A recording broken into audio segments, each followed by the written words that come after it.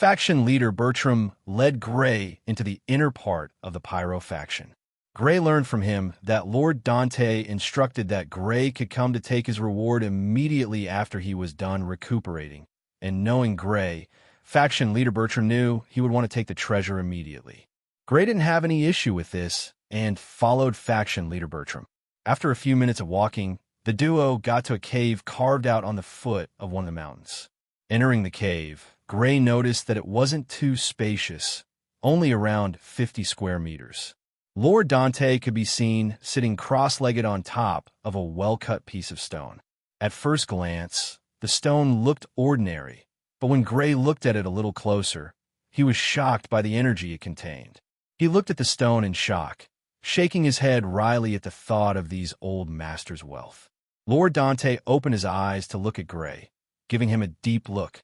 Seeing Lord Dante look in his direction, Gray hurriedly bowed to the other party. Lord Dante didn't speak much with him, just passing 2 boxes over to him. Both boxes were made from special materials that he wasn't too familiar with. Taking the 2 boxes, he opened the first one, and his eyes glowed brilliantly as he felt the shocking spatial fluctuations coming from the orb that was kept in the box. He learned from Lord Dante, after opening the box, that this was a special orb that could only be formed in the void. It is extremely dangerous to acquire, and this is something that has been in the faction for thousands of years. Space elementalists were too rare, and finding one that's also a world-shaking genius is rarer. So even if the faction has produced some space element experts over the years, none of them were worthy of this treasure. After hearing how long the space orb has been in the faction, Gray expressed his gratitude to Lord Dante once again. The other box obviously contained a darkness elemental treasure.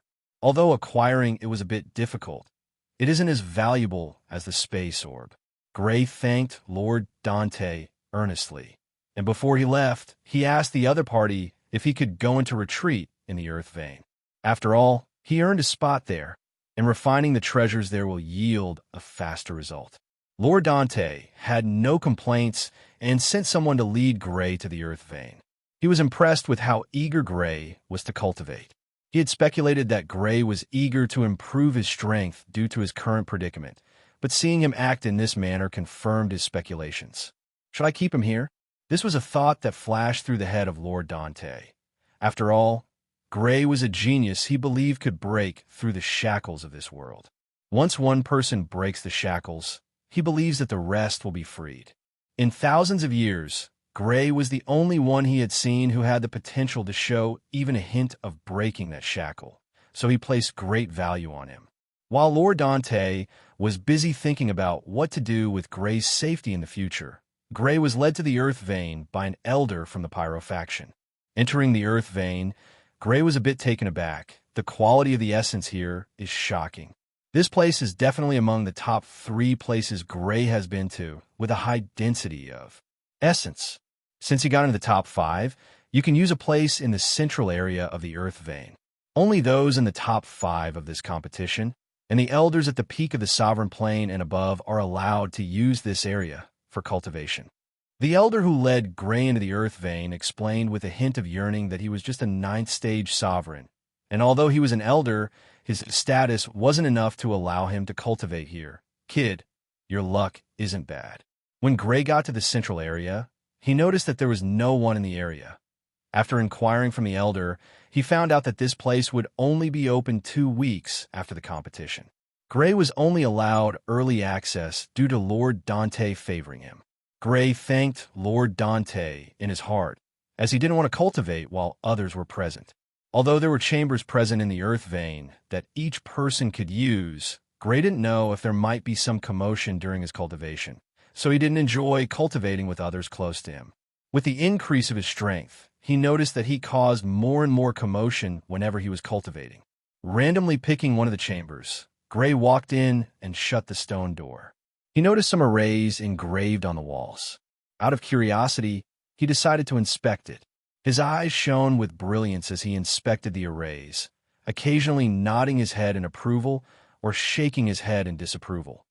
There were even times a look of confusion would show on his face, only to eventually be exchanged by a pleased expression as if he had seemingly figured out what confused him. With Grave, time flew by, and before Gray knew it, he had spent almost an entire day inspecting these arrays nonstop. During this time, he had almost accidentally set off an array that might have caused the stone chamber to explode. Recalling the dangerous aura he felt from the gathering energy at that time, Gray couldn't help but show a look of horror. Although he was confident that he could escape, he was certain that he would be seriously injured given the distance. Under his intense scrutiny, Gray found out that there were arrays hidden under the visible arrays. This was after accidentally triggering that array, of course. Luckily, he acted quickly, not drawing any attention to his side. Gray calmed his mind, and after a brief moment of consideration, he decided it was best he first tried to refine the space elemental treasure. He had a higher mastery over his space element, so he believed that the chances of acquiring something from the space orb were higher. Of course, he didn't know if there would be any gains, but he didn't have the time to think about the possible end result of his retreat. Without wasting any time, he took out the box that contained the space orb, and after taking it out, he used his essence to wrap it, letting it float in front of him as he started to use his essence to refine it while he closed his eyes in a meditative state to fully immerse himself in the process of refining the space orb. The space orb was covered by Gray's essence, but in truth, Gray was trying to use his essence to smelt the orb and integrate whatever was inside into his body. Gray knew the quality of the space orb wasn't ordinary, so he didn't expect to get an instant response. He diligently tried to use his essence to smelt the space orb, and before he knew it, he had lost track of time as all his focus was on dealing with the space orb. Outside the Earth vein, Gray's battle was still the main subject of attention, but most of the youths were also slowly becoming less active. They could all sense the undercurrents as they knew that the faction didn't just carelessly open its doors for others to come and train. Whatever reason the faction had to want to allow others to grow, they knew that it was of utmost importance. Some of those with high enough status had learned about the looming danger. The Pyro faction leaders planned to inform the rest of the faction members during the opening of the Earth vein. 2 weeks went by in a flash, and when the news of the gnomes' supposedly upcoming attack, they couldn't help but panic. Unlike those in the outside world, these people knew the real reason why they'd been in this small world for thousands of years without going out. The details of the Great War weren't well known by them, but they at least knew that the casualties were very high, and many factions on the same level as their own were wiped out of existence during said war. If the gnomes were coming again, then they needed to prepare for war. The Pyro world didn't enter a state of depression after this news. Rather, all of them were filled with fighting spirit. Their ancestors fought this battle and managed to survive. Since their ancestors managed to survive, then there's a chance that they, too, will be able to survive this. The Pyro world isn't the only place experiencing such feelings. Almost all the ancient factions were going through this phase. They all informed their faction members of this news around the same time. And since most of these factions were in a state where a lot of people were given the chance to improve their strength, they were all energized as they all strived to grow stronger. This was the only way they could keep their lives, so they didn't dare to be negligent.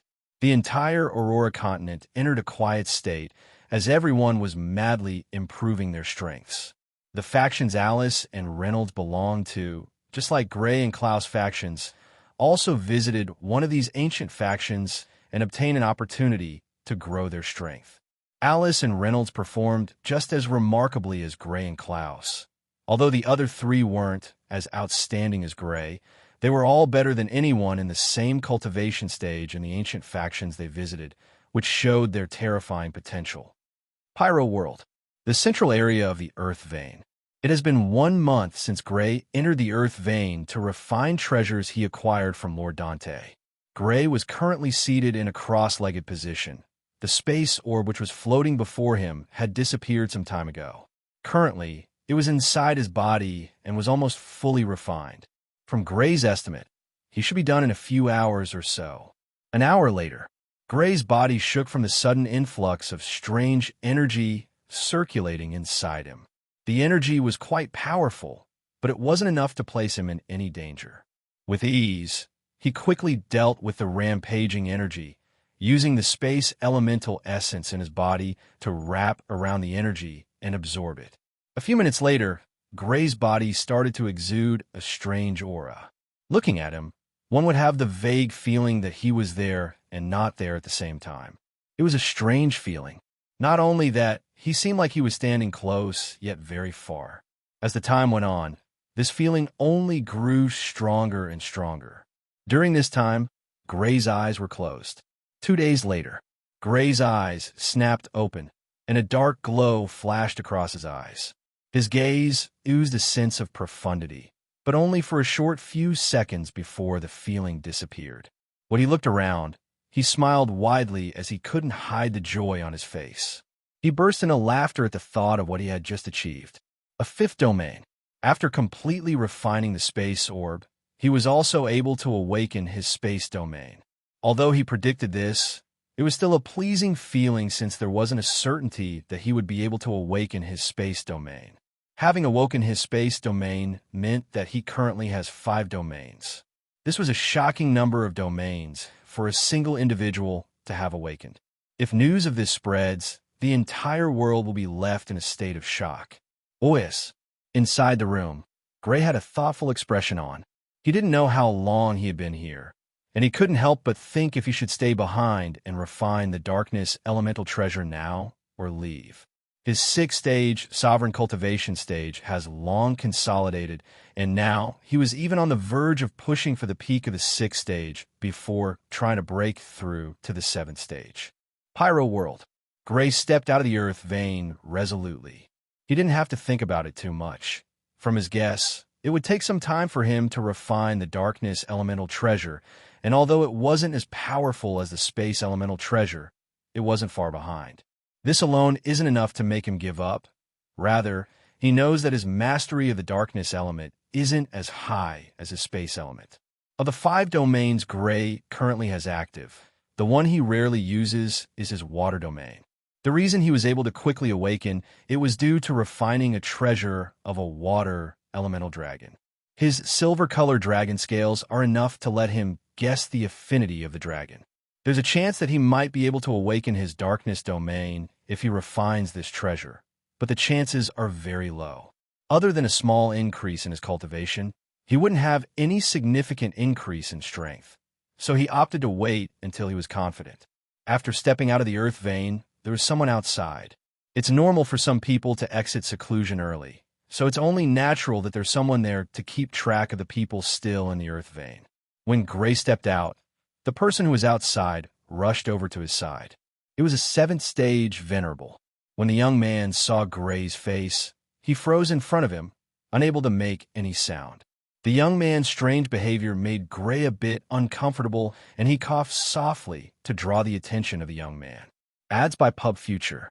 Being woken from his state of stupor, the young man felt a bit embarrassed, but hurriedly bowed to greet Gray. How long has this place been open to others? Gray wanted to confirm how long he had been there. 2 months. The young man replied hurriedly. Gray didn't expect that he would stay there for this long. The space elemental treasure truly is something extraordinary. He nodded to the young man before leaving. There was nothing else here for him, and other than most elementalists, he didn't like staying in retreat for too long, especially in a foreign place. From his days in the Lunar Academy, he has gotten used to always traversing dangerous situations and growing from them. The reason he has grown this much is due to this repeated act, and he didn't have any plans to change his methods. He has barely had any issues with his foundation because he always consolidates his realm after his breakthrough, and in most cases, he does that with battles. Pyro Hall. Gray was standing with faction leader Bertram in tow, and before him was Lord Dante and 3 elders. Each of these people made Gray feel a shocking level of pressure. He was certain that a single blow from any of them would be enough to wipe him out of existence. Ads by Pub Future. You want to leave? Lord Dante's surprised exclamation rang out in the hall. He never expected that Gray would only stay in the earth vein for just 2 months and then choose to leave the pyro world. Forgive me. Gray apologized, seeing the look of hesitation in Lord Dante's eyes. He explained, I'm not used to staying in one place for too long. If Senior knows about my background, I believe Senior will understand my situation." Lord Dante squinted his eyes as he looked in Gray's direction. He knew about Gray, and, according to the information, there was no knowledge of Gray being part of the Dawson family. In fact, there was no information about Gray in the Aurora continent until a few years ago. And when Gray appeared all those years ago, he mostly traveled alone. Only a few years after he rose to fame did his true identity leak. It's unknown if the Dawson family were truly ignorant of his existence or not, but it's common knowledge that Gray wasn't trained by the Dawson family. And from his and his friends' mouths, some people have been able to find out that Gray didn't come from the Aurora continent, but rather a smaller continent that didn't even have half as much essence as the Aurora continent, and he only came here by mistake. Given the current state of affairs, you know the gnomes will actively try to take action against you. But if you stay here, it's unknown how much growth you'll have made in 5 to 10 years. Lord Dante spoke after some time. Gray gave him a deep look before asking with a wry smile, "Does Senior believe we have that much time?" Gray's question made Lord Dante pause for some time. From his eyes, everyone knew his answer, but since he hadn't spoken up yet, they all watched him. "Indeed, I don't believe 10 years is possible." Lord Dante took a deep breath before staring at Gray and adding with a serious expression, "But 5 years is feasible." Lord Dante knew that someone like Gray was better left to grow in the dangers of the world. But he couldn't bear to see not just someone he had high hopes for, but someone he felt could most likely break through the barriers of this world and help them pass over the crisis of being invaded. Gray could tell that Lord Dante was hesitant to let him go, most likely cause he valued his talent greatly, and he didn't mind. After all, if not for his mother's slightly unyielding character, there was a good chance that his grandfather would have never let him leave the Littleton family. But in fear of completely ruining the relationship between him and his daughter, who had been gone for such a long time, the Littleton family head could only give up. Now, Gray is in the same situation again, and there is no way he could leave if Lord Dante didn't want him to go. A thought soon came to his mind, and his confidence increased. Of course, he knew that Lord Dante wouldn't forcefully keep him here. He also felt that if he could help him out with something, it would be easier for the other party to let him go. Lord Dante paused for a few seconds, trying to decide if it was best to allow a prospect like Gray to leave. If it was anyone else, he would have actually been supportive of them leaving the Pyro world to seek outside experience. But this was a person who the gnomes seemingly wanted dead. If they hadn't started making camps, then it would have been easy to let Gray leave, but they've all heard about the sudden increase in gnome sightings. Not just that, according to the intel these experts have managed to gather, 2 cities have been completely taken over by these gnomes. Human powerhouses rushed to these cities, and what awaited them was a dead city. Even the weakest elementalist was taken by the gnomes. They've tried to track these guys down, but unfortunately, they've been unsuccessful.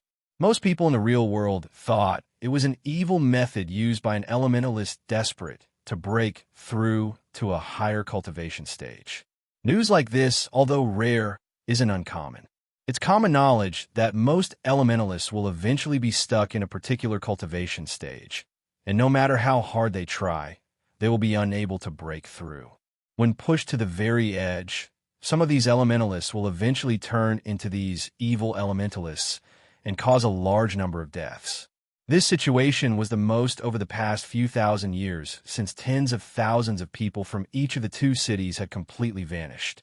Most of the people in the Aurora continent were on the verge of panicking, but they were calmed by the top factions and families who stepped forward to mediate, telling them that the situation was being investigated while also telling them to remind each city's guard if they notice anything out of the ordinary.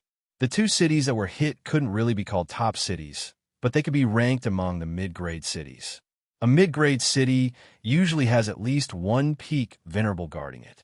Most of these cities' city lord positions are hereditary, so it's normal for there to be a powerful family holding the position of city lord for hundreds, if not thousands of years. Back in the hall, seeing Lord Dante not speak, Gray decided to act. "Senior, there's something I'd like to discuss with you." He wore a calm expression on his face as he looked at Lord Dante. He hasn't made too much contact with Lord Dante, but he knew that he was at least an upright person. Lord Dante raised a brow, not expecting Gray would want to have a discussion with him. And from how Gray acted, it's clear that he wanted to have a private conversation with him. He motioned for the others to leave. Gray didn't rush, and only after everyone left did he open his mouth.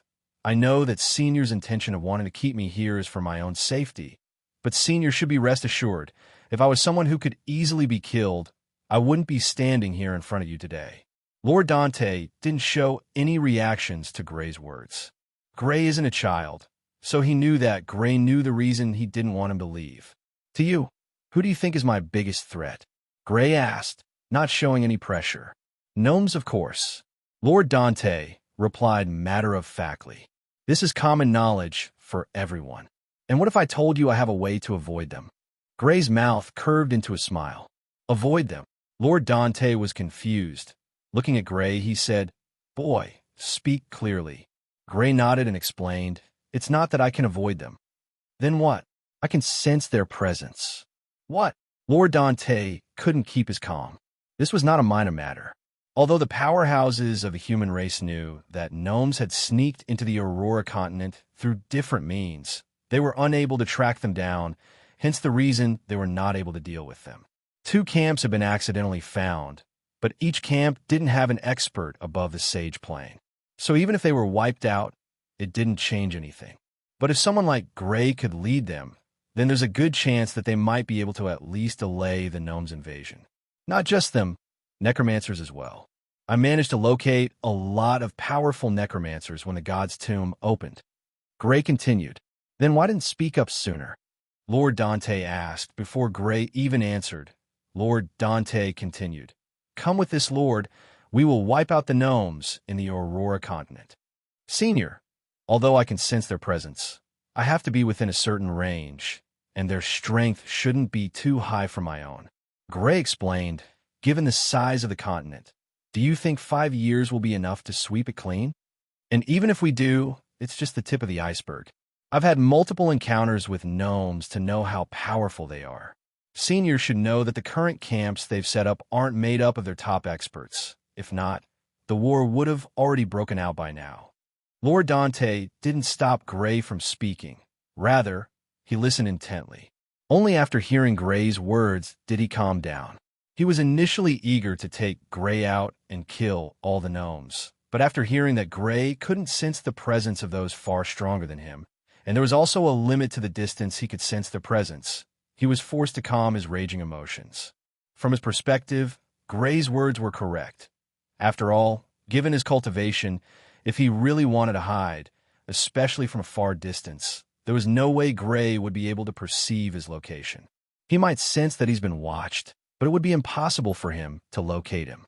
Just when he was feeling a bit disappointed, he heard something that lifted his mood. Boy, are you certain? Lord Dante's expression was very serious, as a cold light flashed across his eyes. Seeing Gray nod in confirmation, his expression turned even gloomier. To think they dare set up camp in my territory. Lord Dante snorted coldly before closing his eyes. After a moment of silence, Gray heard the sound of multiple footsteps rushing to the hall. Before long, 9 elders had rushed into the hall. Lord Dante, are you sure of this information? A thin-looking old man among the elders asked with a serious expression. The news they received was not something to be taken lightly, so he wanted to be sure that Lord Dante was 100% certain. Lord Dante didn't speak. Rather, he turned his eyes to Gray.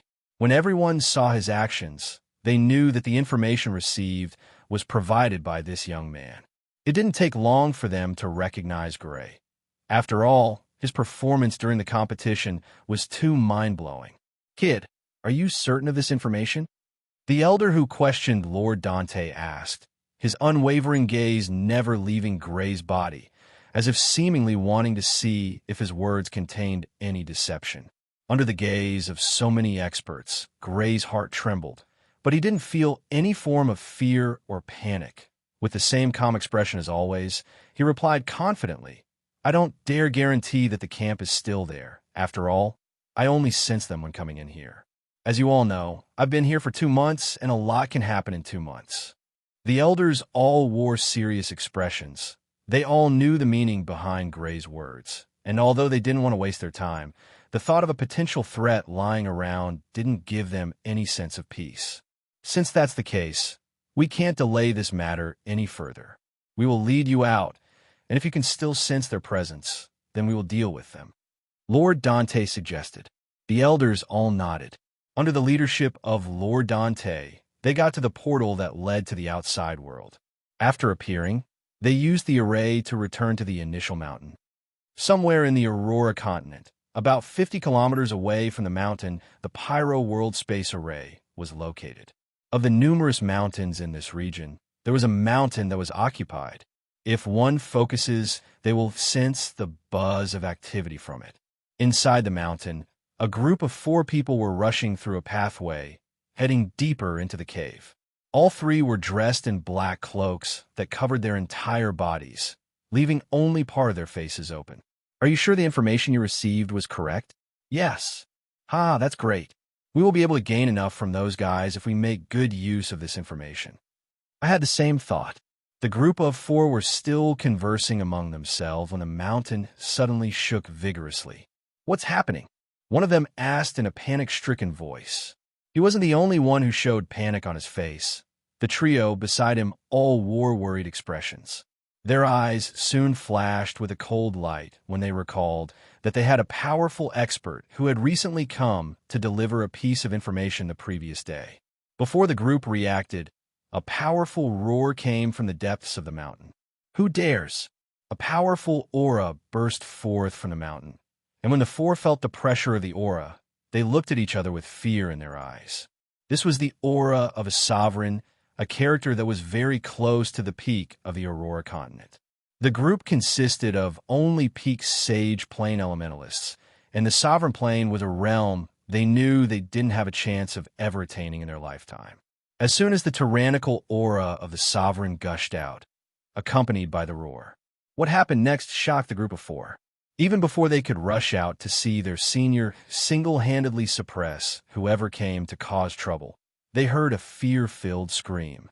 The voice clearly belonged to the sovereign who just rushed out in anger. Your Excellency, I didn't mean to offend you. Please, have mercy on me. The screams of pain continued for a short while before gradually going silent. The 4, who were still in the tunnel, couldn't help but shiver in fear. The figure who they felt was undefeatable had just been beaten mercilessly by someone they didn't even know. What's happening? One of them asked, unconsciously retreating as he asked his companions. How should I know? One of his companions yelled at him angrily. They were all here, yet his companion was asking such a stupid question. So should we go investigate? Just as they were about to reply, they heard a voice that seemingly came like a ghost. There's no need. Before they could respond, their vision went black, falling to the ground dead. In the dark tunnel, Gray's figure appeared like a ghost. The group were only sages, so killing was as easy as lifting his finger. I didn't expect that all they had was just one 4th stage sovereign. He couldn't help but curse at this group, wanting to strike a deal with Lord Dante. He told him about the group he sensed when he was about to go to the location where the portal leading to the Pyro world was located. Lord Dante readily agreed to allow him to leave as long as he took them here to deal with this camp.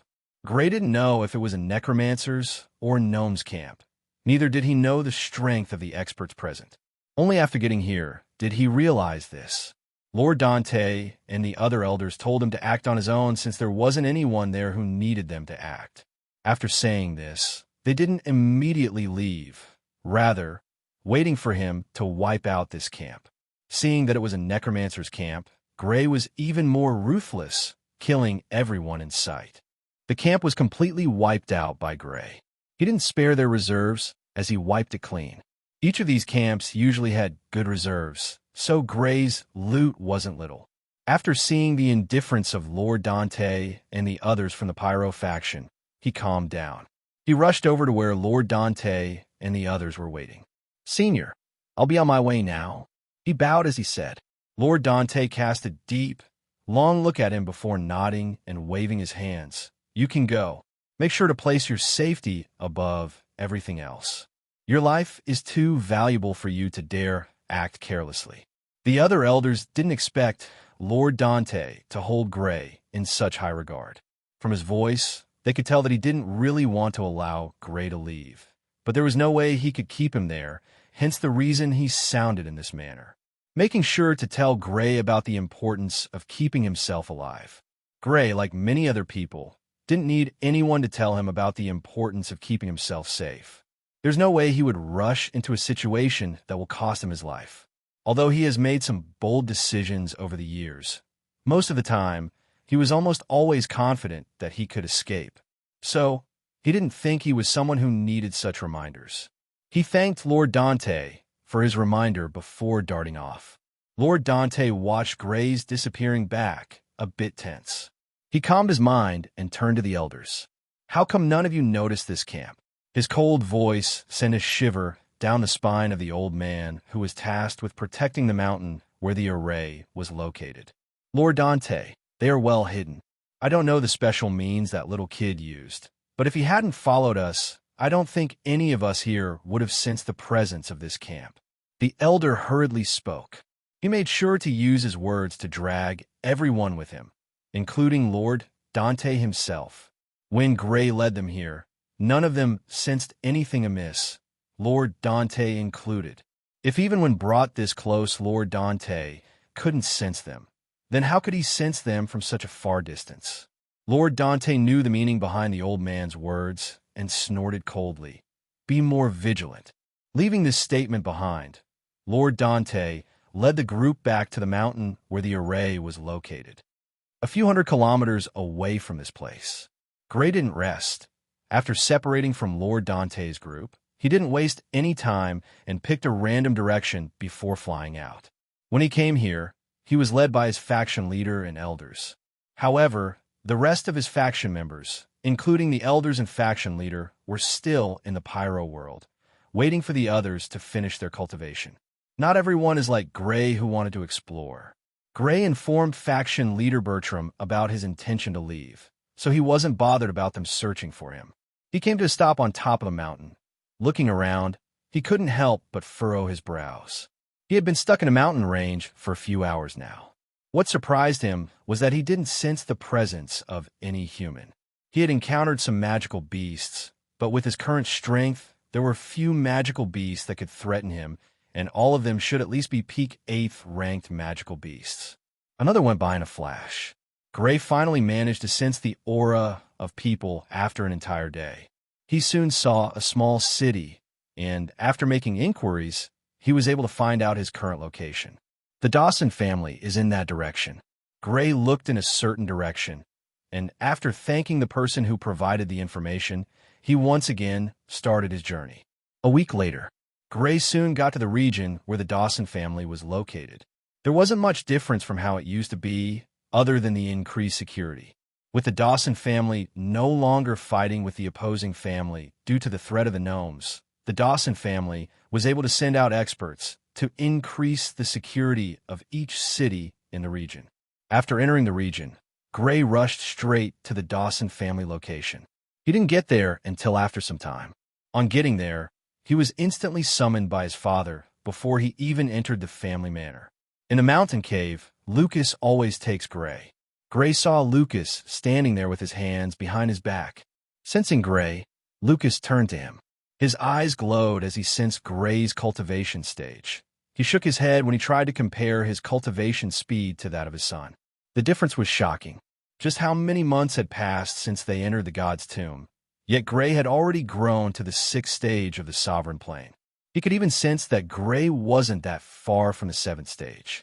Such cultivation speed is simply unheard of. Gray bowed to greet his father. Lucas nodded and signaled for him to come stand close to him. Gray did as instructed. Neither of them spoke, the duo only staring into the vast, lush forest before them. After a few minutes, Lucas finally spoke. "How were your gains in the Pyro world?" Gray didn't expect his father to know about his trip to the Pyro world, but since he asked, he didn't conceal anything from him. "You've awoken your 5th domain." Lucas sucked in a deep breath when he heard this. Although he predicted it to happen, he still almost couldn't believe it. A single elementalist having 5 domains is impossible. They've never even heard of an elementalist with 4 domains, much less 5. That orb is heaven-defying. This was the only thought in Lucas' head. He knew that his son's ability to achieve this was mostly related to the orb he had acquired years ago. Gray and his father stayed in the cave for some time longer before Lucas told him the reason he wanted to see him. "You want me to head to the Vergal family?" Gray didn't expect his father to request such a thing from him. The truth is, he had some encounters with the Vergal family. When he first came to the Aurora continent, the first place he visited was the southern continent where the O'Brien family is located. The person who made him aware of the existence of the Aurora continent was none other than Ellis, who is from the O'Brien family.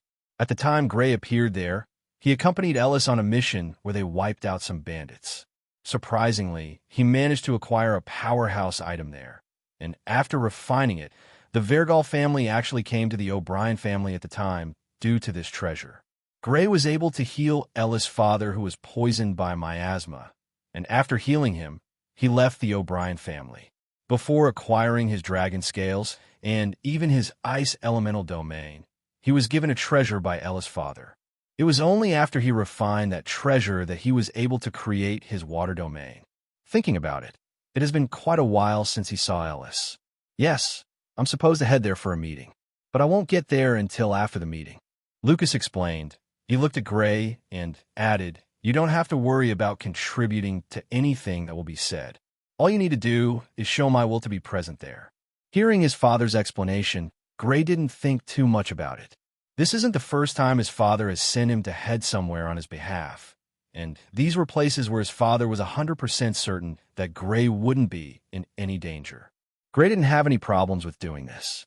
This is an opportunity for him to visit Ellis once again, so he would definitely head there. It's not like he had anything to do at the moment.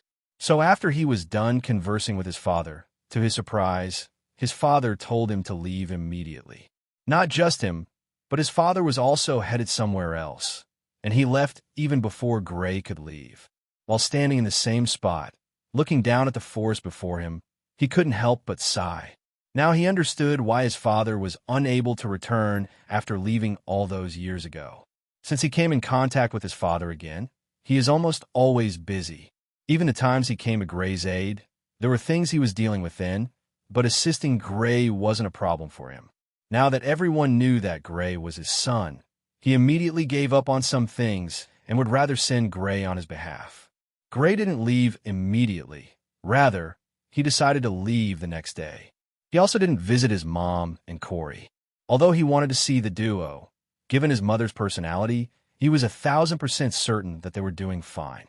There was no harm in seeing them in a few months after returning from his journey. In truth, he had another group he wanted to meet, but at the moment he could only hope that they were fine. The little girl and her elder brother he left under the care of the triplets from the horned race were still in the region where the Dawson family is located. It had been a while since he dealt with them, so he was a bit worried about how they were faring. They weren't staying in a region where top experts were always present. Rather, he had them settled down in a place where they wouldn't be bothered.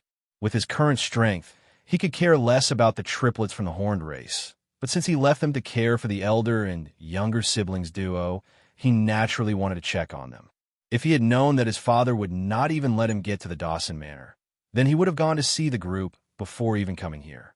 With no other choice, he placed this matter on hold. A week later, Gray was already close to entering the southern continent where the O'Brien and Vergal families were located. Before him was a mountain range he needed to travel through. From the information he gathered before getting here, he knew that there was a chance that he'd encounter some bandits here. And, to his surprise, 2 days after entering the mountain range, just a few hours away from exiting the mountain range, he was stopped by a group of bandits. Gray had a nonchalant expression on his face as he studied the bandits that surrounded him. The strongest person was actually a venerable. He almost didn't want to believe that this was a bandit group. Due to always meeting bandits who could at least cause him some trouble, and then suddenly meeting this group he could kill with his eyes closed, he almost didn't believe there were bandits this week. A Peak Sage Plane Elementalist was the one who stopped Gray. "Boy, hand over your space ring and you'll leave this place with your life," the Peak Sage Elementalist yelled after appearing in front of Gray. Gray looked at him, a bit taken aback that a sage plane elementalist would block his way. For some time, he was unable to even utter a word. Not that he was scared, but due to shock. He was most likely the only sovereign a sage plane elementalist would dare to have thoughts of robbing. "You're sure that if I hand over my ring to you, you'll be able to hold on to it?" he asked, a bit amused. He had already sensed the presence of the venerable in this group of bandits. To his surprise, it was even a first-stage venerable. Even a peak stage sovereign wouldn't dare to block his path. "Boy, hand over your space ring. Are you deaf?" The peak sage plane elementalist yelled when he saw Gray staring at them. Other than him, there were 6 others with him, all in the sage plane. He thought Gray was shocked by fear and wasn't able to move. Being a good person, he naturally reminded Gray that he was about to rob him, and if Gray didn't want to lose his life, he should hand over his ring. Gray, who was taken aback, looked at the peak sage plane elementalist. "You're bandits?" He raised a brow. "And what about it?" The peak sage plane expert was losing his temper as he added, "Kid, I don't want to harm you. I'm the kind who likes having repeat customers. So unlike the other bandits, I don't like killing people I rob. I'd rather allow you to leave and hope to rob you again in the future." Hearing the man's words, Gray was unable to act. It's not that he didn't want to purge the world of bandits like these, but this was the first time he encountered a bandit who actively wanted to make sure his victims survived. "Aren't you worried I'll bring experts to wipe you guys out?" Gray asked unconsciously. It's not that he was interested in speaking with bandits, but he was quite intrigued by this man. Most bandits would rob him first before urging them to leave, or they'll kill them. Even before robbing him, this man was already letting him know of his intentions to let him leave with his life. The truth is that, in most cases, most people would hand over their properties as long as they were certain that the bandits would leave them alive. So this bandit's words were like a form of eliminating any form of resistance in the hearts of those who crossed him. "If I was worried about that, do you think I'd want to let you leave?" The bandit asked with a calm expression. This is something that has worked so many times for him, so he wasn't afraid. In fact, after robbing people and letting them know of this bandit actually leaves the area for some time. Anyone who can call people in the venerable plane will have a significant amount of treasures in their storage rings. So whenever he robs people of this caliber, he always disappears immediately after. "Understandable," Gray commented after hearing the words of this man. He looked at the man and asked, "Do you have a leader or something?" He knew this wasn't the bandit's hideout, so he naturally wanted to make sure that he fully dealt with them. If he were to only kill a few and the others managed to escape and continue their conduct, he'd be a bit annoyed. "Kid, why are you asking so many questions? Just hand over your things and leave." Even though he was a bit apprehensive, Gray was still someone he was older than, so he was sure that there was no way he'd be in any danger. Just to be sure, he tried to sense Gray's cultivation level. He was a bit taken aback when he couldn't sense Gray's cultivation level. A normal human? This was the first thought that came to his head. He looked to be in his mid-40s, and although he knew that most elementalists could keep their appearances young, he didn't believe that Gray was older than him. "Kid, how are you operating your space ring if you're a normal human?" the bandit asked. Hearing the man's question, Gray couldn't believe that there was such a dumb person in this world. Anyone who isn't an elementalist wouldn't be able to access a space ring. This is something everyone is aware of, yet the bandit was asking such a stupid question. "Will you believe me if I say, I don't know?" Gray wasn't in a hurry, so he had a few minutes to spare with this bandit. The eyes of the bandit and the other bandits with him twitched when they heard this. Gray was the first person they'd been able to see in the past few weeks, so they naturally wanted his properties, yet he was feigning stupidity. "Boy, I'm not in the mood to play. Hand over the space ring, I won't say it again." After saying this, the bandit didn't stop to wait for Gray's reply. Rather, he took the initiative to move closer to him and stretched his hand, aiming for Gray's space ring. Gray didn't panic, and with the hand of the bandit coming his way, all he did was grab a hold of the arm. The bandit was taken aback when Gray held his arm, and without any hesitation, he hurriedly withdrew his arm. To his shock, no matter how hard he tried to withdraw his arm, he couldn't take it back. It was as if his arm was locked in place. He looked at his arm and saw that Gray was casually holding his wrist. With Gray's hands on his wrist, There was no way he could retrieve it. Boy, have you lost your sense of reasoning? Even daring to stop this master in his act. The bandit snorted, not even putting the fact that Gray stopped him in his eyes. Gray chuckled as he realized that this guy still hadn't realized the situation he was currently in. I think you're a bit lost, so I'll try to jog your memory. After saying this, Gray forcefully pulled his arm. The bandit, whose wrist was in Gray's grasp, felt a powerful force pull him. Before he could even figure out where the force was coming from, he realized that he was slamming into the ground. Ah! He screamed in shock, suddenly realizing the danger he was in. Not being able to retaliate showed that he wasn't the other party's opponent. 2 hours later, Gray had dealt with the bandit camp. Given the gap between his strength and theirs, there was no way they were able to even show any hint of resistance. He isn't a saint, but seeing bandits who would have most likely robbed and killed a lot of people, he didn't have a bit of sympathy for them. As long as he encountered them, he didn't have any problems dealing with them. After dealing with the bandits, he continued on his way. The rest of the journey was uneventful. With his current strength, there were very few things that could threaten him, so traveling has become quite easier. When he first came to the Aurora continent, he was forcefully taken by Sylvia and made to compete in different regions. With his current strength, there was no way something like that would happen. Well, as long as half-god plane elementalists were excluded, he soon got to the southern continent, and after a short moment of recalling the location the O'Brien family was located, he rushed towards it. The O'Brien Manor. Gray got to the gates of the manor, and knowing that there were a few experts in the manor, he didn't dare to be careless. If there were no half-god plane experts present in the O'Brien family, he would have sneaked in to meet up with Ellis and then quietly left. But when he used his mental sense to inspect the place a few minutes ago, he sensed a powerful aura that scared him, and not just one, too. A peak 9th stage sovereign wouldn't give him such a feeling. After informing the guard of his intention to see Ellis, he was asked to wait outside, and only after about 5 minutes did he hear rushed steps coming from inside the manor. Gray, it's been so long. Before Gray could see the figure, a familiar voice came from behind the gate. The owner of the voice soon opened the gate and looked in Gray's direction. Seeing the familiar face, Gray nodded. Ellis looked at Gray with a surprised face and led him into the manor, apologizing for keeping him waiting. After the duo entered the manor, Ellis led Gray to a garden. I wonder what brought you here this time. Ellis gave Gray a questioning look. Since Gray came to the Aurora continent, other than the first time Gray came to his place, he hadn't come to visit again. The last time they saw each other was after Ellis delivered something to Gray a few weeks before the opening of his secret world. I'm heading to the Vergal family, so I decided to check up on you, Gray replied with a smile.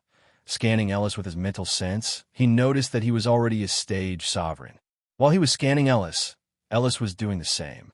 When he realized that he couldn't sense Gray's cultivation stage, he wore a shocked expression. What stage are you now? He couldn't hold it in and chose to ask. 6. When he heard Gray's reply, his eyes twitched repeatedly. The last time he saw Gray, he was still a few stages above him.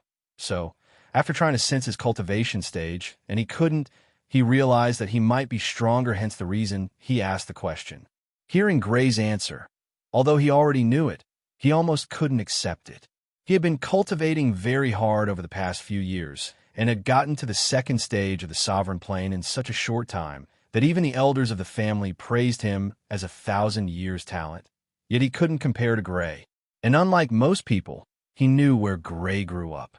At the time he first saw Gray, the other was only an origin plane elementalist while he was in the sage plane already. Yet in the space of just over a decade or so, Gray had not only caught up, but had fully surpassed him. While Ellis was in a state of shock, Gray, on the other hand, was reminiscing about the time he was still in the Azure continent. At that time, the Overlord plane was his goal. Now, he has gone past the Overlord plane, reaching a realm way higher than it. The duo quickly came out of their dazed state with Ellis asking, heading to the Vergal family might be a little dangerous for you. Gray looked at him with a confused expression. The dragon blood essence you used. Oh, will they be able to sense that? Gray didn't think about this.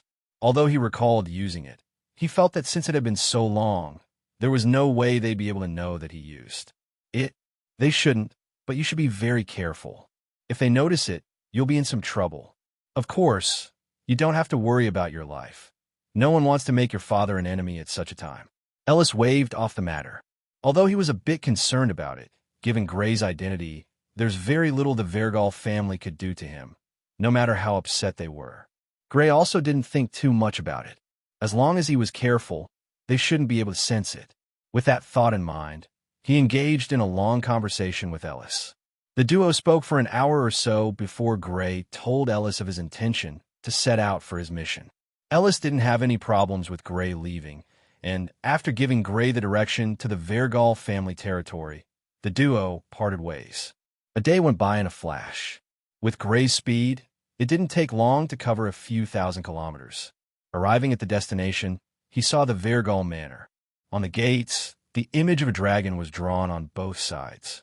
He walked to the gate and introduced himself, letting them know the reason for his visit.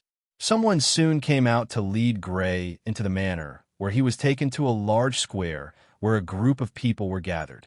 Vergal Family Manor. In the large opening Gray was led in. All eyes turned to him the moment he appeared.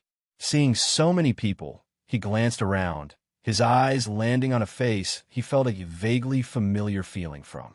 Thinking about it, he has had 2 encounters with people from the Vergal family, and only one of them was at a close distance, and that was when he first came to the O'Brien family, where he acquired the dragon blood essence.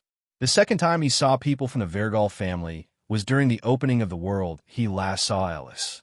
At that time, he had only recently awakened his 3rd domain. After a few years, he now had 5. Gray quickly bowed in the direction of the elders from the Vergal family as he quickly greeted them. The elders from the Vergal family mostly wore a nonchalant expression. Gray's cultivation stage was quite surprising, but they had a genius among them who was a stage lower than Gray. However, they believed that in a fight between the two, Gray would undoubtedly lose. Gray Dawson, one of the elders from the Vergal family, asked, his expression serene as he calmly looked at Gray. He was an old man with white hair, but no beard.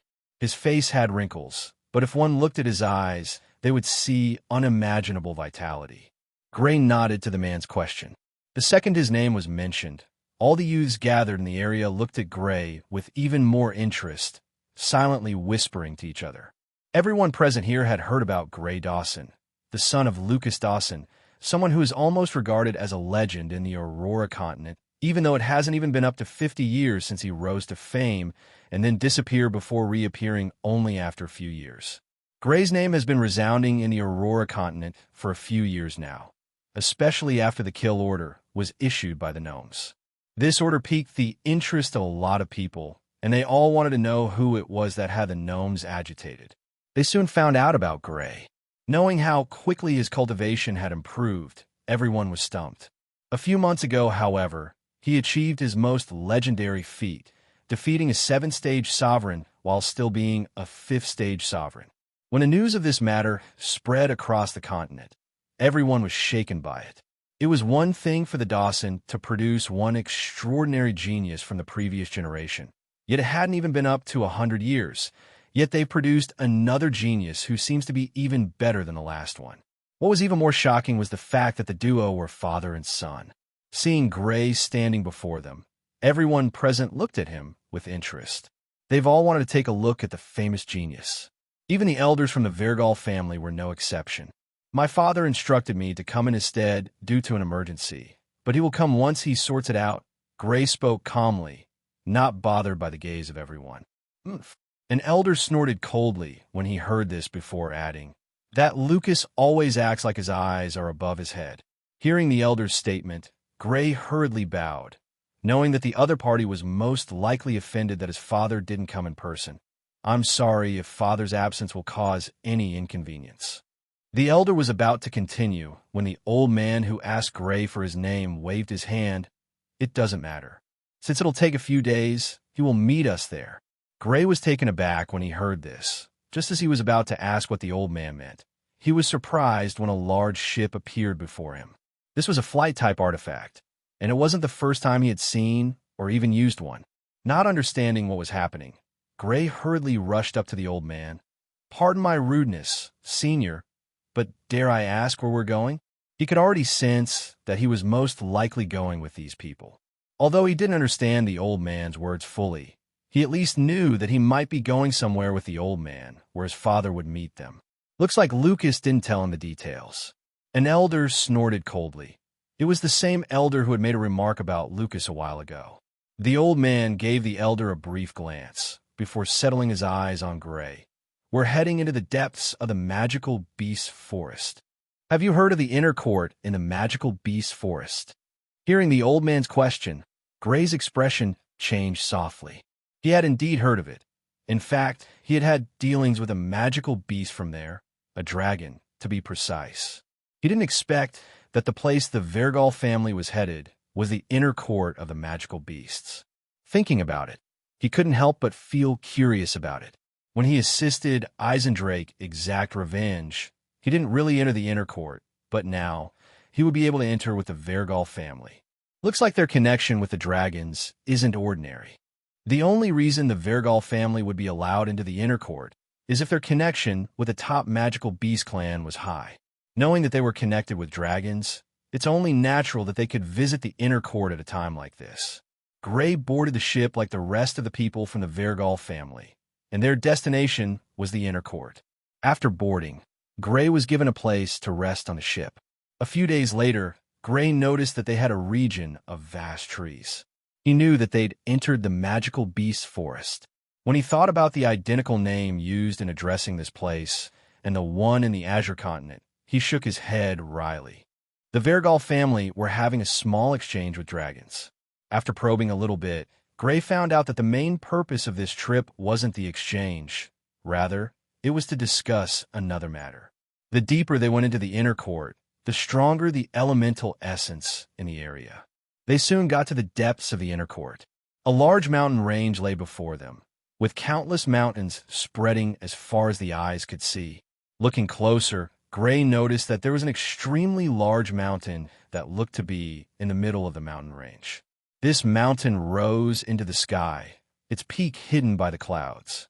The ship flew them straight for the large mountain, and it was only after they got close did Gray sense the magnificent aura coming from this mountain.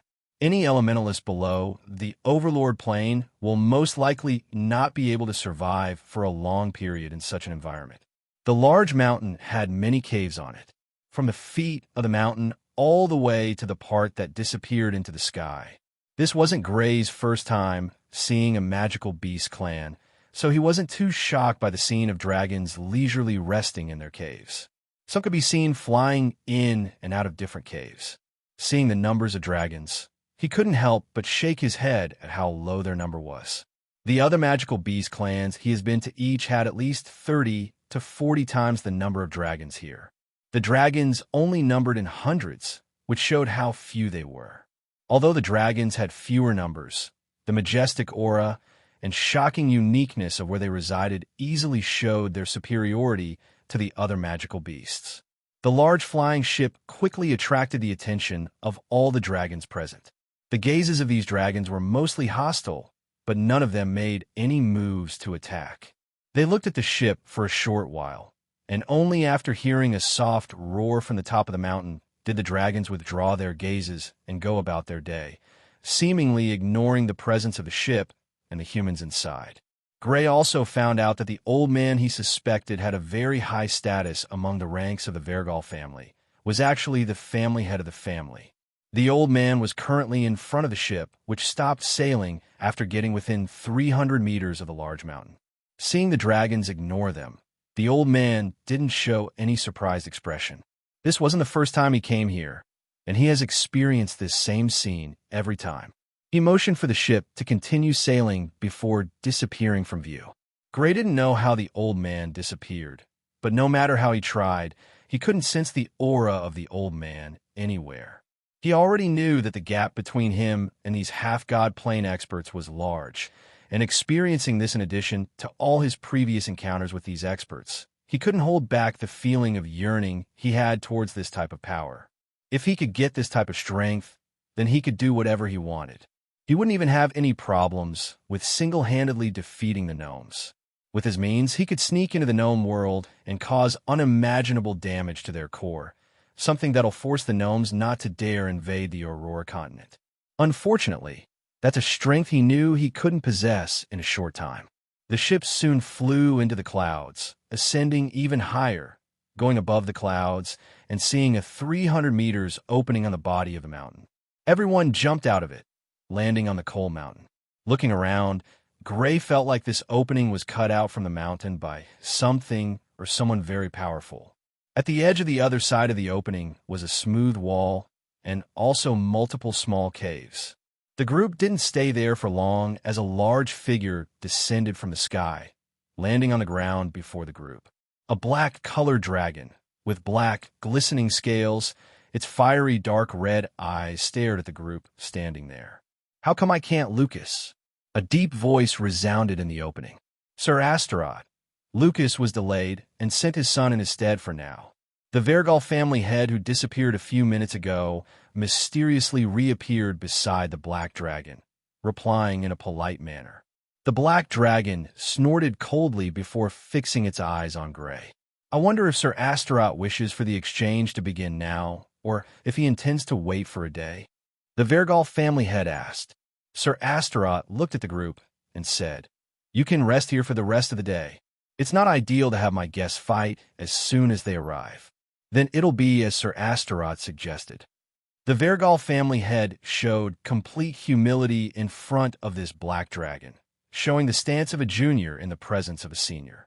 Gray couldn't help but wonder just how powerful this black dragon was. If Gray's not mistaken, both the Vergal family head and Sir Astaroth should be in the same cultivation stage. Having the Vergal family head lower himself to such a level for him showed just how high his strength is. Of course, the fact that he is also a legendary dragon, one of the leading magical beasts. During the early years of Gray's life, if he was ever told that he'll one day stand in the presence of a dragon, much less visit their clan, he'd never have believed it. But since his first encounter with a dragon in the Trial Land, he has had a few more encounters with dragons, even going as far as assassinating one of them. Sir Astaroth didn't entertain the group for too long, leaving as soon as he finished his words. The group from the Vergal family stayed in the caves created there.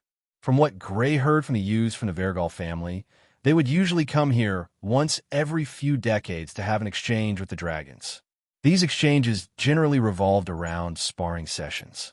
The humans from a Vergal family will not only spar with the dragons, but also a few subsidiary families under the dragons since dragons were too few.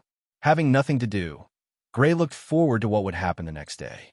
The next day soon arrived, and Gray followed the group from the Vergal family to gather at the foot of the mountain, waiting for the old man. A few minutes after they had all gathered, the old man led them toward the direction of one of the smaller mountains. According to him, the sparring session would take place there. It took the group some time before they arrived at the mountain top where the sparring session would take place. At the time Gray and the others from the Vergal family arrived, they noticed that there were already 3 groups present. Each of these groups was magical beasts. One group belonged to the dragon clan, while the other 2 were snakes and lizards, respectively. Lizards and snakes could be said to be from the lineage of dragons, and they all regarded dragons as royals in the magical beast world. The strength and wondrous abilities of dragons made it even easier for them to maintain this position. The old man hurriedly showed his respect to Sir Astaroth, who was present there. He also greeted the duo leading the snakes and lizards respectively. None of them spoke any nonsense as the sparring session started almost immediately. The battle was quite brutal. Compared to humans, magical beasts rely mostly on their superior physique to fight against each other. Although they all have elemental abilities, it was not their primary means of attack. When the battle started, Gray noticed that the average member of the Vergal family had a physique far better than that of a normal elementalist. Their physique isn't as great as Gray's, but it was massively better than that of other elementalists. Watching these people spar, Gray only saw it as a means of entertainment. He almost couldn't count how many times he had come to competitions like these. While watching to see how each individual would perform, Gray was taken away by the strength of the dragons that participated in this sparring session. Dragons had fewer numbers, but they also had the highest winning rate of any of the groups. The dragons won their first 5 matches, losing only 1 in 10. The other 3 groups each had a win rate of about 50% or so, with those from the Vergal family having around a 60% win rate. There were a few battles that Gray found interesting. Watching others fight is always more fun than engaging in it. This was the only thought in Gray's mind all through the time he was watching the group engage in the competition. The day went by in a flash. Gray watched one fight after another, having a lot of emotions from each battle. There were even times he was greatly surprised after seeing a candidate he didn't expect to put up much of a fight actually go on to do very well. The scene amazed him. I think I'll watch more battles. He didn't think that he'd enjoy watching others fight this much. But thinking deeply about it, he realized that he wouldn't be able to have the luxury of seeing a fight of this level too often. One of the reasons he enjoyed these battles is purely due to the fact that the majority of the fight was close combat. Most of the fights Gray has been involved in and watched generally revolve around the use of elements. After the competition, Gray was led by the old man to meet with Sir Astaroth and a few other dragons. He learned during this trip that Lucas' intention of wanting to come here is to ask for the stance of the dragons and see if he could get them to fight alongside humans against the gnomes. The old man from the Vergal family had the same thought in mind, but he wasn't confident that he'd be able to convince the dragons alone, and just when he was still contemplating the matter, Lucas reached out to him and told him of his plan to seek the dragons out. He agreed the second he heard of it, taking Lucas by surprise. Now that Lucas isn't here with him, he has no other choice but to take Gray with him to the meeting. For now, they weren't doing any deep conversations. The dragons were mainly focusing on the abilities of the gnomes. This isn't the first time the dragons had heard about gnomes. After all, it wasn't the first time the gnomes were invading, but during the last war, the already small number of dragons once again saw a drastic reduction. Dragons were rare magical beasts that were seen as valuable partners for most top experts. During the last war, a lot of dragons died while accompanying their companions. So although the dragons weren't a faction that planned to fight against the gnomes, a lot of them still ended up dying under the hands of gnomes. Gray, like the dragons, perked his ears as he heard about the current situation of the gnomes, at least to the best knowledge of the old man from the Vergal family. He had been to the gnome world and felt like he had a rough idea of their strength. The number of camps that have been sent out isn't close to a significant part of the gnomes' overall strength. The meeting that day didn't last long, only involving the dragons asking some questions and the Vergal family head answering most of them. According to what Gray knew, he'd stay here a few days longer before his father would come. Gray stayed with the dragons for a few more days as he awaited the arrival of his father. Over the past few days, he had accompanied the dragons on multiple occasions. Today, he was traveling with them to meet up with another top magical beast. Although this beast isn't on the same level as dragons in terms of bloodline, it was still very powerful. When he asked the old man from the Vergal family the reason for the dragons' repeated visits to other magical beast clans, he found out that they were pitching the idea of joining humans against the gnomes. From this, Gray could tell that the dragons had plans of joining them. They just didn't want to be the only magical beast from the countless magical beast clans.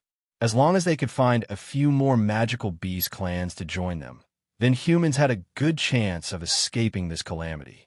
However, if they failed to achieve this, there's a chance the dragons wouldn't want to help since it'll be a losing battle in that scenario. Today, the dragons took him to meet with the Crow clan. These magical beasts are quite unique. Although they weren't as powerful as dragons, their high numbers as well as their high sentience also made them very powerful allies. Most magical beasts don't develop their sentience as rapidly as dragons and phoenixes, hence the reason they're generally regarded as superior to other magical beasts. The strength of a dragon's bloodline also shouldn't be devalued. The Vergal family grew to fame thanks to being a family that is able to refine dragon blood essence, using it to increase their own power. The fact that a dragon's blood essence is enough to change one person's aptitude is enough to show just how precious these magical beasts were. Other than dragons, phoenixes also have the ability to achieve the same feat. Crows might not be as precious as phoenixes, but they weren't that far. Compared to snakes and lizards, which have diluted dragon blood in them, crows have their own special bloodlines and are mythical birds like the phoenix, only less powerful and popular. Astaroth, I know that you have a soft spot for humans, but not learning from the last time will only bring the downfall of your clan. A large 4-meter-tall black and white bird spoke to the black dragon while perched on a tree branch, staring into the eyes of Sir Astaroth, who was standing in an open space. I'm not doing this for the sake of humans. Sir Astaroth didn't get upset with the way the crow spoke to him. You should be aware of how things are with those gnomes. Crows, unlike dragons, have constant relations with humans, even with how these crows carry themselves. They might not be willing to do anything that'll benefit only humans, but they do tend to do a lot of business with them since they know there are a few treasures they need humans to gain access to. The relationship between crows and humans is purely based on mutual benefits, and as soon as the crows find themselves in a position where they won't attain any benefit, they always withdraw from that position. Take, for instance, over the past few weeks, they've had fewer and fewer contacts with humans. It's not that they were afraid of them, but they didn't want to implicate themselves. The chances of being attacked by the gnomes were very low, so they didn't have any plans of fighting them. The reason I'm keeping away is because I'm aware of how those things are. The crow spoke coldly, snorting as he added, "They are just as evil as humans." When the crow made this statement, it didn't forget to glare at the old man from the Vergal family, as well as Gray. The dragons didn't enjoy having too many people moving about in the inner court, so after settling the people from the Vergal family, Sir Astaroth had them remain in the cave, and only the old man who was the family head, as well as Gray, was allowed to move around with him since he's representing his father. We all have our sad stories concerning humans, Sir Astaroth said in a soft voice, before returning to his usual deep voice. But that doesn't mean we'll fold our hands and watch those little things take over our world. As much as humans have a share in these lands, so do we. Leaving it for only humans to defend is not different from giving up our birthright. Hearing Sir Astaroth's words, the crow didn't speak, rather, pausing to weigh the consequences of any decision he makes. Fighting the gnomes is not something he hoped to do, nor would he willingly put the lives of its fellow clansmen in danger just for a few benefits. Astaroth, as much as your words are convincing, I can't make a decision for the rest of my clan. It'll take a long time for us to discuss the matter to see if it's worth the risk or not. The crow spoke after a few seconds of consideration. This was a serious matter, something that involved the overall lifestyle of the crow clan. In the Aurora continent, this black and white crow is seen as a leader among the crows, so its words carry a lot of weight in the crow community. The meeting went on for a few more minutes, and the end result was the same as the other meetings Gray had gone with Sir Astaroth and the old man from the Vergal family. None of the magical beast clans they visited agreed to join them. They were all aware of what was happening, but they believed since the gnomes didn't find any trouble with them, there was no point in coming out to fight against them. Not only that, but they've already concluded that the only reason humans were this agitated was because they didn't have any hopes of winning. Knowing how humans usually operate, the magical beast clans all felt they wouldn't need the help of beasts.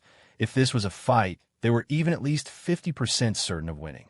The next few days, Gray accompanied Sir Astaroth and the old man from the Vergal family to visit multiple magical beast clans, hoping to see if there were others interested in helping out humans in this fight. Other than dragons, they've actually seen 2 more clans willing to help out. Well, counting out the snakes and lizards who almost couldn't refuse Sir Astaroth's request, 2 other magical beast clans have willingly offered to help. Having 5 clans out of the multiple clans agree to help out didn't look good from Gray's perspective. Even with the newly added magical beast clans, there was still no way they could match up to the gnomes in terms of strength. This is without even having to add the fact that gnomes could turn their dead opponents into their allies. Gray didn't know if it was possible for gnomes to do the same thing they're doing to humans to magical beasts, but given how it could work on even gnomes, he didn't think that it was out of the picture. His ability to control people weaker than he is a more advanced branch of the gnome's ability to turn dead people into puppets. Gray, being the one to meet that necromancer who managed to evolve the method of controlling dead people, was a blessing in disguise to humans. If, for instance, a top necromancer or gnome were the one who found that necromancer and learned his method of controlling people, then humans would have been in a whole lot of trouble. Gray is the only one who could achieve this at the moment, yet he was able to cause such havoc in the gnome world. If not for the fact that he knew that he couldn't act carelessly, he would have used the seventh prince to cause more mayhem even with the return of the emperor. But he didn't want to let them know about his ability to control people, as it would give away the benefit he already had. His short-term plan at the moment is very simple: gather as much intel as possible. His long-term goal is to make the seventh prince the emperor of the gnome world. If that could be achieved, then he would be the one controlling the gnome world behind the scenes. Just thinking of the possibility that a top human powerhouse is under the control of a gnome scared him. Even his father could be placed under control, and no one would be aware of it. This is just how frightening that power is. Good thing he was the one who saw the person behind it. After learning it, he made sure to force the man into swearing an oath that he'll never show anyone this ability, nor use it on anyone again. Thinking about the man, he couldn't help but think about those from the horned race he brought out of that secret realm. He unconsciously took them with him as servants all those years ago. It has been a few years since he saw them, or even had any sort of encounter with them. After leaving the duo of the young girl and her senior brother in their care, he has basically disappeared. Looks like I'll have to visit them after returning to the Dawson Manor. Gray came to a conclusion after some thought. Since his mind drifted to these people, then he didn't mind going over to check on them once he was done with this task. Once his father gets here, he'll be allowed to leave. On this very day, Gray accompanied Sir Astaroth, as usual, heading to one part of the inner court. Most of the places they visited over the past few days were close to the dragon's territory, but this time, they traveled to a place almost an entire day away from the Dragon Mountains. Sir Astaroth and the old man from the Vergal family were both top experts, so they were quite fast. Gray did his best to catch up with them during the journey, but he was left behind only after a few minutes. Sir Astaroth decided to carry Gray throughout the journey to make sure he didn't delay them. Yet with the speed of Sir Astaroth and the old man, they still spent almost an entire day on the journey. This journey made Gray realize that the inner court is far bigger than he thought. From his calculations, the inner court is around the same size as one part of the 5 continents in the Aurora continent, and not the smaller ones. According to what Gray heard from Sir Astaroth, the place they traveled to was close to the edge of the inner court. With Gray's speed, he'll take around close to a week to cover the distance Sir Astaroth and the old man did in less than a day. They appeared in front of a vast marsh. Looking at the area, Gray wondered which magical beasts thrive in such an area. He had a few ideas, but he didn't know if his guess would be accurate. Since arriving in the inner court, Void and the bunny leader have been practically non-existent. Neither of them has stepped out to speak with or even tell Gray about sensing any treasure throughout their journeys. Are you too afraid? Nonsense. I fear no one. Same here. Then come out. We're both at critical junctions of our cultivation. Recklessly moving around will affect our foundation. Hearing the excuse made by Void, Gray snickered. He didn't need anyone to tell him why the duo hadn't dared to show their faces since he entered this place. They were both clearly very afraid of Sir Astaroth. Neither of them has shown any reaction since they started exploring the inner court. Clearly, they were both afraid of something. This is the first time Void was behaving properly without Gray having to say a word of warning. Boy, don't move away from me once they've appeared. Sir Astaroth suddenly warned, bringing Gray back to his senses as he focused on the environment before him. Gray was already mid-air, standing close to Sir Astaroth. The moment he heard this warning, he moved even closer to Sir Astaroth. Anyone who could make Sir Astaroth issue a warning isn't just a top powerhouse, but also among the best. If someone of that level wanted to kill Gray, as long as no one protected him, he was 100% certain that he would not last 2 seconds against such a figure. Even a peak sovereign wouldn't necessarily last longer than a few seconds. Given Gray's means, there's a chance that he might even be faster than a few peak sovereigns. The old man from the Vergal family didn't need to bother about his safety. After all, he was a top expert. Unless Sir Astaroth backstabbed him in front of other attackers, it would be very difficult for anyone to kill me. With his strength, even if he was besieged by a couple of experts on the same stage as himself, as long as he wasn't fully surrounded, then his chances of leaving his life were very high.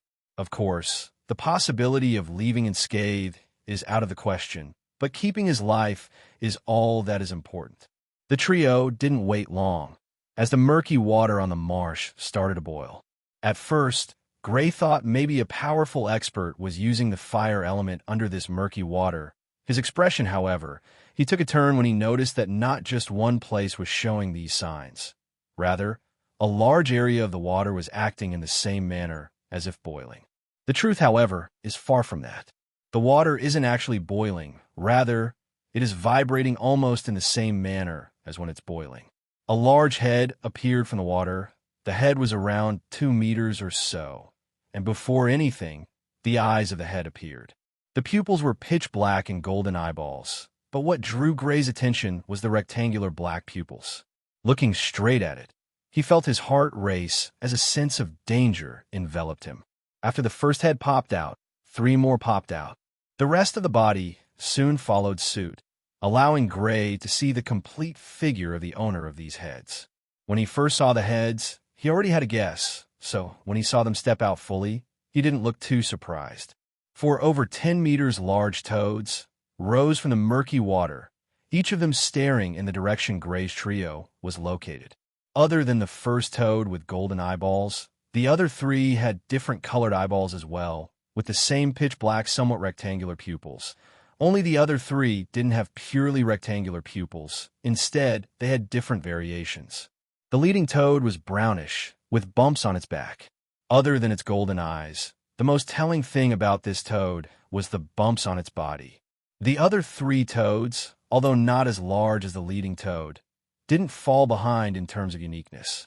All 3 of them had varying colors, and even from a distance of over a few hundred meters, Gray could feel the air he was breathing showing signs of being poisoned. The leading toad looked at Sir Astaroth for some time, before his gaze shifted to the old man from the Vergal family, as well as Gray. I know you had close ties with humans, but bringing them to this king's territory is no different from a slap on my face. The toad spoke after the momentary silence. Its gaze turned extremely cold as it added, "Leave the human kid behind and leave. I know your history with humans, but this isn't the time to bring that up." Sir Astaroth sighed, knowing fully well that today's visit would not go down well. He looked at the brown toad and said in a solemn voice, "A great calamity is coming." Adds by Pub Future. For humans, what does that have to do with us? The brown toad, like most magical beasts in the inner court, was aware of the issue humans were dealing with, and it actually derived pleasure in it. It has everything to do with us. Once the humans are dealt with, do you think those things will be satisfied with just their territory? Sir Astaroth wasn't in a hurry, as he knew it would take some convincing to make this toad agree to help humans. This brown toad is the leader of the Toad Clan, just like Sir Astaroth himself is the leader of the Dragon Clan. If this toad refuses to lead the Toad Clan to stand with the humans, there's almost no chance that any toad will make any contribution to this battle. If they dare have any ideas about this king's territory, then they'll definitely suffer a fate worse than death. The Toad Clan leader snorted coldly. It didn't seem frightened by these gnomes that might be able to wipe out human powerhouses. Why wait until then if we can act now and make sure they don't have such ideas? As you know, the humans are already preparing for the calamity, and I know you're already preparing for the potential outcome of this war. Sir Astaroth didn't move his gaze away from the brown toad. Astaroth, I've already told you I have no intention of working with humans. The brown toad said angrily. From its voice and attitude, Gray could already infer that this toad certainly has a life-and-death hatred for humans. Thinking about what might have happened to it, he couldn't help but wonder what humans might have possibly done to it. As if aware of Gray's thoughts, the Toad Clan leader raised one of its webbed feet. Gray could already tell that this was a toad that spent most of its time in water from the webbed feet. What Gray didn't expect, however, was that after the toad raised its first webbed feet, Gray's eyes subconsciously moved to the other one, and to his shock, there were no signs of it having webbed feet on that one. It was as if it never existed. The sight of the toad having just one webbed foot among its two front legs took Gray by surprise. The second he noticed this, his curiosity made him look at the two hind legs of the toad. Since it had only one webbed foot in its forelimbs, he was curious how the other two were. His expression mixed between a baffled and amused one for a second before he hastily hid it. Both the toad's hind legs lacked webbing. An aquatic toad like this one normally has 4 webbed feet, but to Gray's shock, this one had only one, and the rest didn't. At first, he almost thought it was born with a deformity. Look what those filthy humans did to this king, and you expect me to offer any help to them?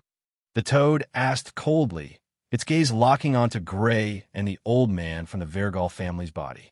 It was as if it wanted to swallow the duo whole. Sir Astaroth was already aware of this, as this wasn't the first time dealing with this toad. I'm not telling you to stop hating humans. All I want is peace in the inner court. What I can say for sure is that, although humans are vile, none of them dares to carelessly barge into the inner court. Those things are different.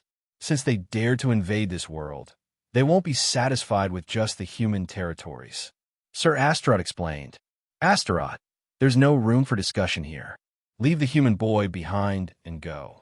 The Toad Clan leader said with an indifferent expression. No matter what Astaroth says to it today, it didn't care. Not just that, it wanted Gray to stay behind, as compensation for wasting his time. What do you want with the boy? The Toad leader repeatedly telling it to leave Gray behind piqued its interest, so he dropped the thought of persuading the Toad for now. Don't tell me you haven't sensed it too. The Toad didn't hide its intentions, as it explained. You know how valuable the body of such a human is to us. I know for a fact that in your tears of existence, you've never seen a human with such a powerful physique. Sir Astaroth took a glance at Gray. The first thing it sensed when it saw Gray was how shocking of a vitality he possessed. Magical beasts are known for their powerful physique, which gave rise to their insane vitality. The same could be said for Gray. With his shocking physique, the amount of vitality he possessed is vastly superior to that of any human elementalist. This is the reason why he has survived so many injuries, holding on to his life by just a thread in so many instances. Nevertheless, the next time you dare threaten me, consider your stay in the inner court over. Sir Astaroth spoke in a calm and casual manner. The Toad's expression changed greatly when it heard this. It might be domineering, but against a clan as powerful as the dragons, it didn't dare to act too out of line. Then the Toad asked, staring in Gray's direction. Not interested in giving up on him. The kid is out of the question. If he didn't come with me, you would have been free to do as you please, but he's under my care. Sir Astaroth didn't have any plans of giving Gray to the Toad. The Toad's eyes flashed. It stared at Gray with eyes shining with greed, yet it couldn't take him for itself. Kid, you can keep your life for now, it said before refocusing its gaze on Sir Astaroth. A light flashed across its eyes as it proposed, what about you leave the kid with me, and I'll agree to your request of aiding the humans. Sir Astaroth was taken aback when it heard this, not expecting the Toad to make such an offer. The Toads would be a massive addition to their group if they could be added. But sacrificing Gray isn't something it could do. Gray's father is supposed to be the one who came with him for these meetings. If Lucas was the one here, there's a good chance that even if the Toad showed its hostility, it wouldn't attack him. With Sir Astaroth falling into silence, everyone turned to look at him, clearly waiting for his decision. Gray included, whose future seemed to be in Sir Astaroth's hands. After a brief silence, Sir Astaroth was about to speak when a figure suddenly appeared beside him, making him raise his guard. He was about to attack when he noticed the similarities between this figure and Gray. Gray was also startled by the sudden appearance, but sensing the familiar aura, he heaved a sigh of relief. You want to use my son as part of a bargain? Lucas snorted as his cold eyes locked onto the body of the Toad. Your boldness is commendable. He didn't release any aura, but in an area of around 500 meters, the space started to show signs of disturbances. The Toad looked at Lucas, who just appeared, and it felt a little pressure from him. It could tell that Lucas wasn't a simple figure. The father, the kid? Lucas' words made the toad understand the relationship between him and Gray. If this person is Gray's father, then it knew that it was impossible for it to pressure Sir Astaroth into giving him Gray. Lucas, calm down. I believe we all want the good of this continent. Sir Astaroth, although aware of the toad's intentions, still spoke up. After all, this was the magical beast territory, and if words of Lucas threatening to wipe out an entire clan got out, it wouldn't be good for it, as the Dragon Clan is one of the leaders of the magical beasts. Sir Astaroth, that I'm aware of. But if we are fighting the enemies and they suddenly backstab us, defeat will be certain. Lucas didn't suppress the murderous aura coming from his body as he spoke. Even while talking, his gaze was still locked on the body of the toad, clearly having no intentions of backing down. Lucas' domineering and arrogant attitude displeased Sir Astaroth a bit. It was thousands of years older than Lucas, and in terms of seniority, it was even older than a few of Lucas' ancestors, so it expected him to at least show it some respect and back down. Lucas not backing down indicated that he saw it as an equal rather than an elder from the older generation. Sir Astaroth was slightly offended, but it also understood the reason behind Lucas' persistence on this matter. It's well known among the top experts how much the Toad Clan leader hated humans. If the war started and the Toad Clan were perhaps bribed by the gnomes to launch an attack on humans, the consequences would be catastrophic. Lucas acting in this manner is natural for fear of this catastrophic possibility. Even though it isn't a certainty, it isn't a possibility humans would want to leave unattended. If Sir Astaroth was placed in the same position, it would take the same actions as Lucas. Sir Astaroth was still thinking when Lucas continued. Even if they vow not to take any action, how can we be settled while fighting with the enemy when there's a threat that will cause a certain defeat in our camp? Sir Astaroth realized that there was no way to get Lucas to back down from this matter. It was a very delicate matter and should be treated carefully. If he were to force Lucas to leave, there's a chance Lucas will go back and gather the experts across the Aurora continent and launch an attack on them. It knew how dire the situation with the gnomes were. If not for humans not having the confidence to successfully hold out against the gnomes, they wouldn't have reached out to magical beasts. When the first war happened, even with the help of magical beasts, it took the strongest expert of that era sacrificing himself to forcefully seal the gnomes' main portal. The other portals couldn't support large-scale teleportation, so it couldn't sustain an ongoing war. After losing a lot of their experts, the gnomes stopped the war, opting to break the seal placed on the main portal. From what it knew, the portal was on the verge of completely being unsealed. The moment this happens, the war would start. You mean? The toad's tone turned cold as it asked this question. The only reason it wanted to involve Sir Astaroth in the matter was purely because it didn't want to take the hassle of battling a tough opponent. It was confident that it could kill Lucas in a life-and-death battle, so seeing Lucas act in such a forceful manner, even after it took the initiative to take a step back, infuriated it even further. Submit or die. Lucas' words were like a judgment, shocking everyone present. None of them believed Lucas would actually say this to the toad. They all knew this was what he implied from his words, but saying it so blatantly was another matter. He had completely torn face with the toads, and he wanted to make sure that even if they joined them, they'd know their place. Of course, there's also the possibility of the toads choosing to fight to their last. Given the combined strength of humans, as well as a few magical beast clans that had some hatred for the toads, wiping them out wouldn't be a mere thought. The reason Lucas confidently acted in this manner is purely because he had thought about all possible possibilities and was sure he would gain the upper hand in the end. Like Lucas, Sir Astaroth and the toad were also aware of this. The relationship between magical beasts and humans could only be described as strange. Both races detest each other to a certain extent, yet they've also created unshakable bonds among themselves. The toad looked at Lucas, its gaze cold, as it, too, was filled with the intent to kill. Noticing the change in the toad, Sir Astaroth took the initiative to act as the mediator. This wasn't something it wanted to see. When it came to the toads, it knew that the chances of them assisting was low, but it never expected that Lucas already had the thought of eliminating anyone who didn't join them. This situation looks more like self-harm, since they'd expend a lot of effort to kill these insiders, which will make things even easier for the gnomes. However, humans were already forced to the wall.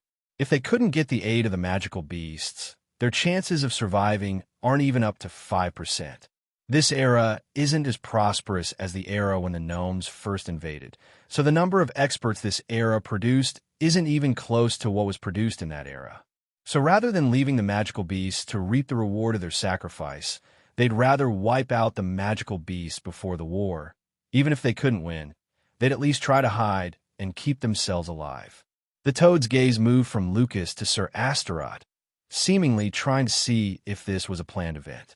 Seeing Sir Astaroth showing signs of wanting to stop Lucas from being forceful, but also its slight hesitation, it knew that its chances of gaining the upper hand in this situation were zero. Nevertheless, its pride will never allow it to submit, especially to a human, at least not so easily. Human, as long as you don't leave this place to gather the forces of your fellow human experts, there will be no future problems for my clan. The meaning behind the Toad's words was simple. It wanted to kill Lucas and the old man from the Vergal family. As long as neither of them left this place, there is no way Sir Astaroth will reveal the details of the matter to humans, since that would mean betraying its race. The situation suddenly took a turn as the other three Toads that were with the Toad clan leader moved to block the escape routes of Lucas and the old man from the Vergal family. A moment ago, Lucas was the one threatening to kill the Toad clan leader.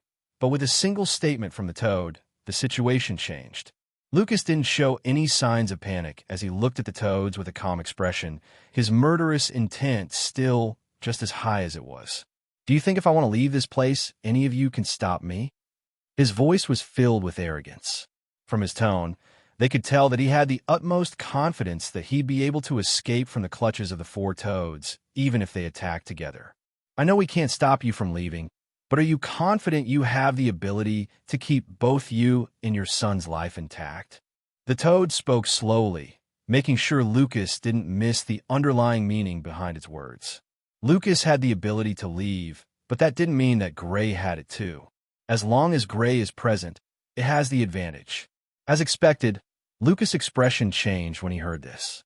It was confident it could leave, even under the assault of all four Toads. But if he wanted to take Gray with him, that would be a more difficult matter. If he doesn't handle the situation properly, the losses will surely outweigh the gains. Gray was also aware of the meaning behind the Toad's words, and the truth is, he didn't have any confidence that he could escape the attack of an existence like the Toad clan leader, at least not now. If given a year or two, he was confident he would be able to safely escape from the clutches of these Toads without help. Lucas turned to Sir Astaroth before he turned back to the Toad clan leader. "You can try. But I'll say this, if a hair on his body goes missing, I'll make sure not just you, but your entire clan suffer a fate worse than death." Lucas' gaze returned back to its calm state, his state of mind seemingly not affected by the thought of his son probably getting killed. If he took a step back and left to protect Gray, the Toads would join them in the future. After all, his threat was already made clear to the Toad. Lucas, however, didn't have any plans of letting the Toads have the initiative in this matter. He wanted them to be fully into helping in this war. If he took a step back today and accommodated the Toad clan leader, there's a chance that the Toad might want to withdraw if it sees that the battle wasn't going favorably for humans, and losing an ally in the middle of a war is no different from losing the said war. Since it had gotten to this, there was no point trying to use the friendly approach with these Toads. It might seem that he was being overbearing with his request, but the truth is, this is the only way he was sure that he could keep the Toads in check. Sir Astaroth looked in Lucas' direction, its eyes calm. It didn't even react to the Toads surrounding them. It believed the Toad clan leader wasn't dumb enough to attack him. The old man from a Vergal family moved closer to Lucas. In the end, they were both from the human race, and in such a situation, standing with his race was the right call. This is a matter that involves the future of humans and even magical beasts, so the old man is fully in support of Lucas' words. The Toad clan leader didn't expect Lucas to utter such a threat. It knew for a fact that the chances of them being able to successfully keep Lucas from leaving were almost non-existent. Killing Gray will be very easy, but it couldn't afford to place the lives of its clansmen in danger. From Lucas' eyes, it could tell that he wasn't joking and would most likely not try to exchange his life for Gray's. Boy, your father is willing to sacrifice you. Are you willing to be that sacrifice? The toad turned its attention to Gray. It could already tell that it couldn't get through to Lucas, so it wanted to use the fear of death to force Gray into making his father take a step back. Gray took a glance at his father before moving forward from behind him, standing by his side. He tilted his head to the side and gave the Toad Clan leader a smile that seemed to belong to someone who was ready to drag others to the pit of hell with him. The question isn't about if I'm willing to be used as a sacrifice. Rather, it's if you're willing to cause the eternal damnation of your entire clan. When the Toad Clan leader heard Gray's words, it almost spat out blood. It was dumbstruck. It thought Lucas had a screw loose, but after hearing Gray speak about not caring if he died as long as he dragged it down with it, it was left speechless. It's one thing for Lucas to threaten him. At least it knew Lucas could survive this event, but Gray, on the other hand, as long as they didn't handle this matter properly, he'd most likely die here. Initially, it thought that Gray would be scared of death, but after realizing that both father and son were psychopaths, it was stuck in a dilemma. Even Sir Astaroth and the old man from the Vergal family were beyond stunned, not expecting Gray to have the same mindset as his father. Gray didn't think his father not showing any signs of protecting him was an evil act. The truth in a situation like this is if his father was adamant about protecting him, then the Toads would have the initiative. After knowing the attitude the Toad Clan leader had towards humans, he knew that he was a threat to them. The best thing his father could do was the words he just said, and that threat is naturally a form of deterrent. The reason Gray didn't think too much about the possibility of him dying here is that, if he couldn't protect himself here, he'd rather die than allow his father to die under the attacks of these toads. The toad using him to threaten his father made him develop some hostility towards the toads. Not only that, but it also fueled his determination to grow stronger. If he were on the same cultivation stage as the toad, it wouldn't dare to use him as the focal point of its negotiations. It targeted Gray the moment it saw him. Even after Gray's father appeared, it still targeted Gray, hoping to use him as a means to retrain his father. I'll kill it as long as I survive this. Gray had already decided to kill the toad, and he didn't do anything to hide it, as his intent to kill soared. Lucas was shocked at the sudden development, but the shock only lasted for a second before a burst of laughter left his lips. Ha ha! Good boy! Good boy! Anyone present could hear the immense pride in Lucas' voice, but the thing that caught everyone's attention was the killing intent that came with his voice. It was seemingly as if both father and son duo had decided that they would fight to the death with the toads. The Toad Clan leader felt its mouth twitch repeatedly, unsure of what to do. Both father and son were escalating the matter. It had even taken a step back and was giving them hints that it didn't want to fight them. However, the duo weren't showing any signs of wanting to retreat. Rather, they were blatantly showing that they wanted to kill it, as well as its clansmen. Humans, do you think this king is afraid of you? The Toad Clan leader could barely keep its temper in control any longer. This was the first time since it got to this level, and someone threatened to kill it so blatantly. At least it could manage Lucas's threat. They were in the same cultivation stage, and even though it was way older, they could still be called equals. Gray's threat, on the other hand, is something it would not stand. How could a little boy threaten it? A king. And it was even in his territory. This was the utmost disregard. No one said that. The old man from the Vergal family finally spoke up after being quiet for some time. Then what's the meaning of this? The Toad Clan leader questioned in a wrong voice. You wanted to kill his son, so should he hand over his son to you to kill? The old man from the Vergal family didn't think that the toad would actually be such a shameless individual. He suddenly felt even more repelled by it. He had been trying to still keep a good relationship with the Toad Clan leader due to the war, but now he understood that only Lucas' option was viable here. Either the Toad Clan leader submitted to them or died. There's no other way around this. Hearing the old man's question, the toad froze, unsure of how to reply. Now that the old man brought that matter up, it was clear to see that it was the one who was acting overbearingly from the start, and only after realizing it had bitten off more than he could chew did it start retreating. It didn't expect that the father and son duo were psychopaths. If it knew, it would have never even agreed to this meeting in the first place. Without this meeting, it wouldn't have met these two messengers of calamity. Its pitched black pupils darted around as it tried to look for a way to settle this matter. It might be incensed, but it didn't mean that it was dumb. Lucas and the old man from the Vergal family will definitely be able to escape from its hands, as long as the duo left this place. Then its clan's extinction might not be mere words. It was still thinking about the matter when it suddenly recalled that it wasn't the only magical beast here. The pressure Lucas and Gray gave it made it actually forget that not only did it have more companions here, but there was also another magical beast present. Astaroth, you brought these humans here. Now you're keeping quiet? It asked with a cold voice. Sir Astaroth spoke calmly after thinking for a short time. I wasn't the one who threatened to eat anyone. This matter is caused by you, and you'll handle it on your own.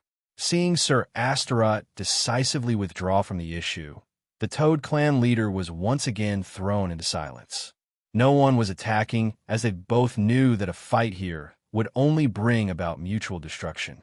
Well, not really mutual destruction, since one side will only lose a genius while the other side will be completely wiped out. There was no way the humans were losing against a single magical beast clan. If the clans were allied together, that was a different matter. However, if they were not, the Toad Clan was no different from a fish on a chopping board. You're going to betray your race for humans? The Toad Clan leader roared. If it didn't get Sir Astaroth into the conversation, then the chances of it getting killed or having to live the rest of its life in hiding were very high. It's not only high, there's also a chance that it might not even get the chance to escape and will be killed. This is the magical beast's territory. Are you going to allow humans to act in this manner here? If other clans hear of this, do you think the peace of the inner court will continue? It continued, trying to make sure it dragged Sir Astaroth in. Sir Astaroth didn't panic as it replied in an unhurried manner. Since when has the inner court been peaceful? Fuck you. The Toad Clan leader didn't know when it cussed out. It had tried to force Gray and Lucas into doing its bidding, but it couldn't. So now it was even using the race card on Sir Astaroth to have it intervene in this matter, yet it blatantly rejected it in front of the same humans that were threatening to kill it. Just when it was about to blow its top off, it heard Sir Astaroth continue. Nevertheless, you're part of the Inner Court's Elders' Council, so I'll naturally not watch your clan get wiped out. Sir Astaroth's words made Lucas and the old man from the Vergal family have a change of expression. They knew that Sir Astaroth would naturally want to protect its people. Hearing Sir Astaroth's words, the Toad Clan leader heaved a sigh of relief. From this, it could tell that Sir Astaroth would not allow the wipeout of its clansmen, and since it had spoken, it had naturally made its intentions clear. Lucas and the old man didn't speak as they both exchanged glances while pushing the essence in their bodies to the peak, clearly intending to have a fight with the toads and even Sir Astaroth if it came to it. Sir Astaroth felt a headache as it noticed the change. It was about to speak when Gray suddenly chuckled. Gray's lips curved into a malicious grin as he continued staring at the Toad Clan leader, his killing intent not diminishing at all. Boy, what's so funny? The Toad Clan leader frowned when it saw Gray chuckle. The maliciousness in Gray's eyes was clear as day, and even with Sir Astaroth speaking up, Gray didn't back down. It seems like you haven't properly processed the position you're currently in. Gray chuckled, his statement making everyone surprised. Lucas focused his gaze on Gray, seemingly wanting to know where his confidence was from. Even he was a bit hard-pressed with Sir Astaroth speaking up. Even with Astaroth speaking, you still intend to continue with your insolence. The Toad Clan leader looked at Gray coldly and turned to Sir Astaroth. You see that these humans don't even place you in their eyes? I believe you didn't hear Senior's words properly, so I'll say it again, this time slower, so you can understand your plight. Gray paused and looked at the Toad Clan leader with cold eyes. You're part of the Elders' Council, so I'll naturally not watch your clan get wiped out. He made sure to emphasize the words clan and wiped out. The Toad Clan leader looked at Gray a bit confused. Lucas and the old man were also confused, but a second later, their eyes lit up. Sir Astaroth took a glance at Gray, not trying to speak on the meaning behind Gray's words. Lucas looked at the Toad leader and then at Sir Astaroth. Seeing that the Toad had already shown signs of wanting to retreat, Lucas knew that this was the perfect time to act. Let's renegotiate, please, Sir Astaroth. For privacy purposes, I'd request that you keep those three from overhearing our coming negotiations, he said with a serious expression. Sir Astaroth didn't know what Lucas had in mind. It took a glance at the Toad Clan leader, wanting to know if he would agree to renegotiating. After all, it obviously didn't want this matter to end badly for either side. And Sir Astaroth himself would like to settle this matter properly in a non-violent way. The Toad Clan leader looked at Lucas and was about to speak when he heard the other say, "Don't worry, we won't launch an attack on you." Lucas reassured the Toad Clan leader. He initially gave the Toad Clan leader the ultimatum to submit or die, and seeing that the Toad Clan leader was clearly showing signs of wanting to take a step back, he felt it was best to take advantage of Sir Astaroth's words. He wanted to use the fear of death he could sense from the Toad Clan leader to put him in check. Of course, he didn't plan to go overboard. Hearing the reaffirming words of Lucas, Sir Astaroth fell quiet and looked in the direction of the Toad Clan leader, communicating with him privately using mental transmissions. A short time later, the Toad Clan leader nodded to the three other toads before allowing Sir Astaroth to set up a barrier, blocking inspection from outside. Lucas scanned it, and after a thought, he decided to create a second barrier. He flashed the Toad Clan leader a smile, while acting like he didn't do anything a second ago. The Toad Clan leader frowned, displeased with Lucas' actions. "Speak quickly, I have things to attend to." It knew it had already shown Lucas and the others that it didn't want this matter to go in the manner Lucas and Gray were seemingly trying to force it to. Since that was the case, the only thing it could do was speak with Lucas and hear what he had to say. "The offer is the same as before. You have to fully submit. That's the only way we can be rest assured that you won't double-cross us later on." Lucas didn't hide his intentions. "I can swear an oath that I nor anyone from my clan will take any actions against you humans." The Toad Clan leader restrained its anger as it spoke up. "Of what use does swearing an oath have to do with me?" Lucas snapped when he heard this. "I said submit or die. You have to fight with us. There's no other choice. Astaroth has already acted as a mediator. Are you trying to say you won't even give him any respect?" The Toad Clan leader was already shaking from anger. It had even bowed its head, yet Lucas was telling it to kiss the ground. How could it agree to this? "I want to see how you plan to act with Astaroth already giving his word." As this thought came to mind, it couldn't help but have a bad feeling. Regarding Astaroth's words, from what Gray is seemingly trying to imply, there's a hidden message behind it that might not be a good thing for him. If that's true, then things were about to take an even worse turn for him. I naturally have massive respect for Sir Astaroth. That's the reason I'm giving you an opportunity to submit. Lucas looked at it, and seeing its face, he said with a calm look, "The only way we can be 100% certain that you'll help and not double-cross us is if your life is not under your grasp. I naturally won't tell you to place in my hands.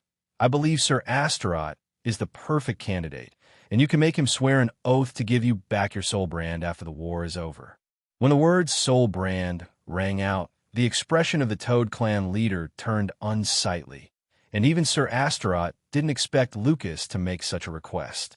Delivering one soul brand to another is no different from giving that person complete control over one's life and death.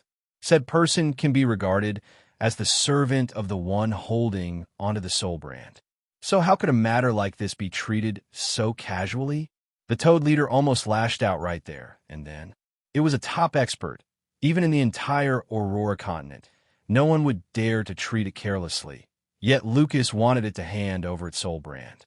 The only reason it didn't attack was because Lucas suggested that the soul brand should be handed to Sir Astaroth and himself, which was a sign that he still had some self-awareness. But the thought of handing its soul brand to another master is not something that it would agree to. "Human, it seems you're adamant in tearing face with my magical beast race?" The Toad Clan leader dragged the entire magical beast race into the conversation. The Toad's ability to always have a way of trying to drag others into his problems was quite astonishing. Even the old man from the Vergal family was a bit tongue-tied by the Toad's actions. "This is between you and us. There's no point in bringing the entire magical beast race into this," Lucas replied nonchalantly, already used to the Toad's antics. "And if I refuse?" The Toad leader looked at Lucas with cold eyes. "I wonder if your clan has a worthy successor if the clan leader's position suddenly becomes vacant. I'm sure the new clan leader will not hold such hostility towards us, and with a few words from Sir Astaroth, we will be able to form a good relationship." Lucas looked at the Toad Clan leader with a meaningful grin. Sir Astaroth gave Lucas a meaningful look as it heard this. It didn't expect that Lucas would use its words in such a way. The truth is, this isn't what it intended. However, this is also a way to settle this matter. From Lucas' eyes, it could tell that Lucas came up with this idea after Gray made mention of it. If Lucas had been overbearing with his request, then Sir Astaroth wouldn't have accommodated him. But Lucas actually had a sense of discretion and suggested that the soul brand be handed to Sir Astaroth, making it clear that he wanted this matter to be handled by it. If the soul brand was given to Sir Astaroth, the Toad Clan leader didn't need to worry about having to answer to humans and would naturally be cooperating with Sir Astaroth. After thinking about all this, Sir Astaroth didn't show any signs of clearing up this misunderstanding. Knowing the character of the Toad Clan leader, as long as it swore an oath not to order it around and also return the soul brand back. The Toad Clan leader, as well as everyone else there, turned to look at Sir Astaroth, but to the dismay of the Toad leader, Sir Astaroth didn't show any reactions. Its heart suddenly went cold, and beads of mucus started to show on its body. Although very faint, the poison it filled the air with made it hard for it to hide it. It was very nervous at this moment. Sir Astaroth was basically giving the go-ahead for it to be executed. Of course, it was nervous. Not just nervous, but extremely depressed. If it had not tried to be too forceful with wanting to consume Gray, perhaps things wouldn't have digressed to this level. It secretly regretted accepting this secret meeting. The old man from the Vergal family thought of something as he took a glance at Sir Astaroth, and his aura fluctuated slightly, as if preparing to attack. He wasn't the only one. Even Lucas acted in the same way. The Toad Clan leader's expression was beyond dark at the moment. If Sir Astaroth is truly willing to sacrifice it, then its chances of survival are very low. "Damn it! Damn it! Damn it!" It cussed out repeatedly, infuriated that a king like itself had been forced into such a perilous predicament. Its black pupils darted around, as if trying to think of a way to get out of this position. No one spoke, as everyone remained quiet. None of them dared to act recklessly. After all, the reason they were negotiating was because neither side had complete dominance. Even in the current moment, the only reason things looked favorable for Lucas and his companions is purely due to them taking advantage of the vague, hidden meaning behind Sir Astaroth's words. Sir Astaroth's words could be implying that it wouldn't allow anything to happen to the Toad Clan leader and its clansmen. It could also imply Lucas' words too. And without Sir Astaroth giving an explanation, everything was up in the air. Lucas was bold enough to take the risk, since he knew doing that would be the best way he could keep the Toad in control. Because he wanted a higher probability of this happening, he even made sure to suggest that Sir Astaroth be the one to keep hold of the soul brand of the Toad Clan leader. Lucas played a psychological game with the Toad Clan leader, and due to the situation it was in, there was no way it would think too deeply about it. The reason Lucas opted that the soul brand was handed to Sir Astaroth was so as to make the Toad Clan leader see hope in retrieving its soul brand without any issues. That's why he also spoke about Sir Astaroth taking an oath. Given Sir Astaroth's status, it wouldn't go back on its words. Once this reasoning came to light, the Toad Clan leader, who was already hoping to retreat from this calamity, would have a sense of hope and also give in eventually. After a minute or so of silence, the Toad Clan leader looked at Sir Astaroth. "Astaroth, it's not that this king doesn't trust you, but what guarantee can you give me that you'll return my soul brand after this war?" It looked at it seriously. Hearing its question, everyone heaved a sigh of relief. Sir Astaroth included. It naturally wouldn't want the Toad Clan leader to be killed. Even though the Toad Clan leader isn't the half-god plain magical beast in the Toad Clan, it was the strongest. Losing such a powerhouse will massively reduce the overall strength of the magical beast forest. You've known me for a few thousand years. Do you think I'm that dishonest? Sir Astaroth wore a calm expression before adding, "Besides, it's not like we have any past grudges, so I have no reason to seek any grievances with you." Sir Astaroth's words gave the Toad Clan leader the reassurance it already had, but it still found it really hard to just hand over its soul brand. This was not a simple matter, and it couldn't carelessly make a rash decision. It fell into silence once again, and like before, everyone left it to slip into thoughts. After what looked like forever, the Toad Clan leader opened its mouth to speak. Gritting its teeth, it said to Sir Astaroth while shooting death glares at Lucas and Gray's way, "I'll trust you this time, Astaroth." Saying this, the Toad Clan leader acted decisively. A golden light shot out from its head, shooting in Sir Astaroth's direction. Sir Astaroth reacted accordingly, keeping it safe. Everything happened very fast, and with the aid of Sir Astaroth and Lucas barriers, the three toads outside didn't see or sense the transaction that just took place. Gray heaved a sigh of relief, as the heavy burden he had been in the past hour or so had been very difficult to bear. In the end, they managed to gain the advantage. The toad's timidity led to its eventual downfall. Only after Lucas and Gray noticed that the toad wasn't crazy enough to put its entire clan in danger did they manage to force it to do their will. The old man from the Vergal family felt relieved after seeing that the Toad Clan leader was eventually subdued. Lucas and Gray had withdrawn their killing intent, but they didn't wear friendly smiles. After all, the toad would definitely hold a grudge against them. There's a chance that in the future, they'd have to face the toad once again. Until then, there was nothing to worry about. Since it had handed its soul brand to Sir Astaroth, then this matter was settled. Lucas removed the barrier he set up.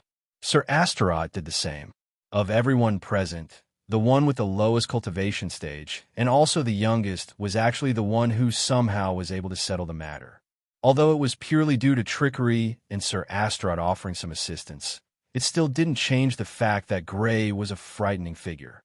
Being able to use a statement from Sir Astaroth to seem like it was an execution order for the Toad Clan leader is a sign of his quick-wittedness. The young will eventually overthrow the old.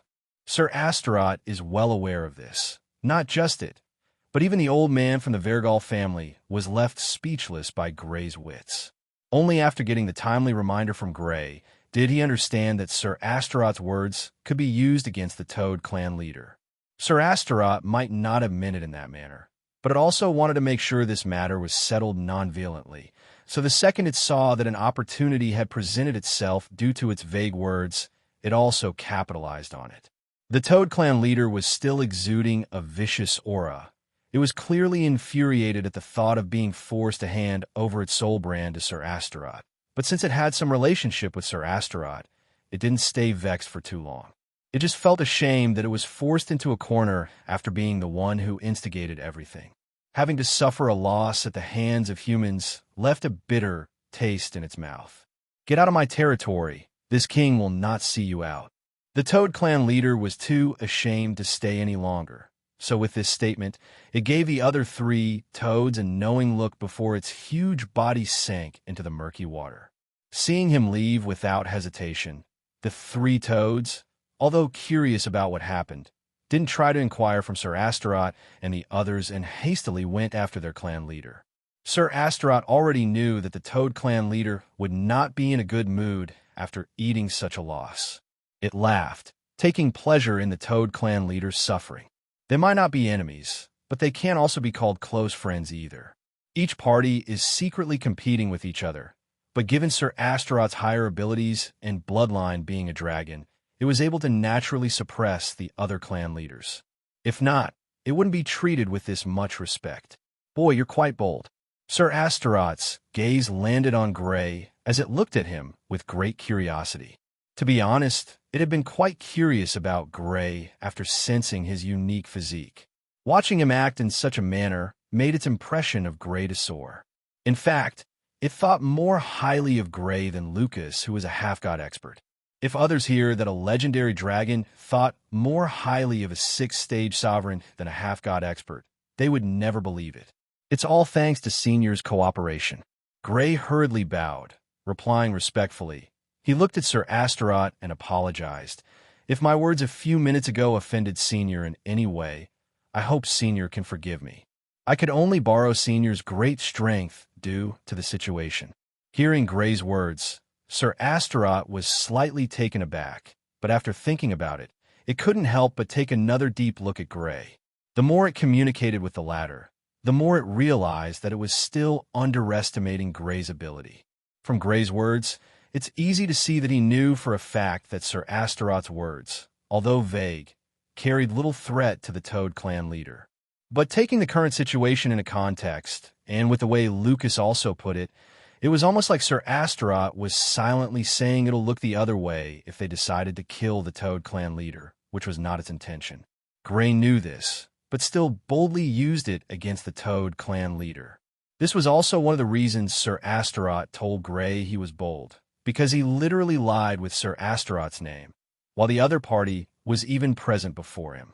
The guts needed to even carry out such a thing is unimaginable. If Sir Astaroth had been offended by this and didn't cooperate but attacked them instead, the situation would have escalated even further, and at that time, there might even be a chance that Lucas and the old man from the Vergal family would not be able to escape. "Ha, I like you, kid." Sir Astaroth laughed, not offended by Gray's previous actions. Gray apologizing made it like Gray even more. Magical beasts have always been bold, so seeing a little human show such boldness, it felt pleased. After its laughter, a meaningful look appeared on its face as it added, "You'll stay with me a little longer after this. I have some things to discuss with you." Lucas and the old man from the Vergal family didn't understand why Sir Astaroth told Gray to stay behind after the meeting or what it planned to discuss with Gray. Gray was also taken by surprise. He didn't expect Sir Astaroth to actually have something to discuss with him. He had been in the magical beast's inner court for a few days now, and other than silently following behind Sir Astaroth and the old man from the Vergal family, he had barely had any conversations with it. Now it took the initiative to tell him they had something to discuss. He was a bit hesitant and took a glance at his father, hoping to seek his opinion. Lucas took a glance at Sir Astaroth. He didn't know what intentions Sir Astaroth had, but he knew that it wouldn't hurt Gray. Gray's performance seems to have piqued its interest. Seeing Lucas' inquisitive gaze and Gray's hesitation, Sir Astaroth chuckled and said, "Your life will be in no danger. In truth, you'll gain some benefits after our discussion." Hearing this, Lucas' eyes lit up. From Sir Astaroth's words, he could tell that it was about to offer Gray a massive opportunity. This isn't something casual. Sir Astaroth is a living entity that is thousands of years old, so it had a lot of good things. Taking an interest in Gray, and even taking the initiative to want to assist him, is no different from a heaven-sent opportunity being dropped on Gray's lap. Before Gray could reply, Lucas hurriedly bowed. "If that's the case, I'll have to thank you in advance on behalf of my son." Gray hurriedly bowed, just like his father, in Sir Astaroth's direction. He didn't know why Sir Astaroth gave him an odd look before telling him to stay with him after the meeting was concluded, but he couldn't help but feel like there was something else in this. If his father hadn't agreed to this already, he would have opted to reject it and leave with his father. However, his father had agreed, and since Sir Astaroth promised him only benefits, he could only push the feeling away and look forward to the benefits promised by Sir Astaroth. "Since we're done here, we should head out to the next clan. We still have 3 more clans to visit around this region." Sir Astaroth spoke and took the lead. With a flap of its large wings, its large figure shot out like a bolt of lightning. This time, it didn't bother to try to assist Gray. Since Lucas is present now, then he should deal with it. Lucas wrapped Gray up with his essence and shot after Sir Astaroth, behind the old man from the Vergal family. Lucas quickly caught up to Sir Astaroth as they continued the mission. A few days went by in a flash. During this period, Gray had been accompanying his father, the old man from the Vergal family, as well as Sir Astaroth, to invite the various clan leaders in the inner court for the meeting. These clan leaders in the inner court all had subsidiary clans all around the magical beast forest. With the size of the magical beast forest, it's not an exaggeration to say that each magical beast clan had tens of millions of clansmen, including the subsidiary clans under them, with the exception of dragons and a few others that had difficulties reproducing. During the entire journey, Gray was left speechless by the number of magical beasts present in the inner court. Even magical beasts he thought were extinct were present here. The Toad Clan leader wasn't the only magical beast forced to submit during this time. The leader of a snow leopard clan refused to this, and even wanted to fight them right there and then. Sir Astaroth intervened, and under the coercion of Lucas and the old man from the Vergal family, as well as Sir Astaroth's willingness to work with the humans, it also submitted. Like the Toad Clan leader, Lucas naturally didn't trust it and brought up the same suggestion once again. The Snow Leopard Clan leader was furious and even attacked Lucas, but after seeing how easily Lucas was able to dispel its attack, as well as the threat of losing its life, it finally gave in through gritted teeth. During each of these encounters, Lucas always made sure that the soul brand were handed to Sir Astaroth. That way, they didn't have to fear being controlled by humans or getting killed after the war was done with. The next encounter was a little trickier than the previous two. During this encounter, the magical beast vehemently rejects the plan to fight alongside humans. It was not even a half-god plane expert, its strength being merely equivalent to a peak sovereign. Its thought process was that with Sir Astaroth present, as well as being in the inner court, they wouldn't dare to offend it. At the time of this encounter, the news of the group traveling across the inner court to invite other clan leaders had already spread across the inner court. So this magical beast acting like this, even when it knew that other magical beast clan leaders had already agreed, was shocking. To the shock of everyone present, the magical beast was smacked to death by none other than Sir Astaroth.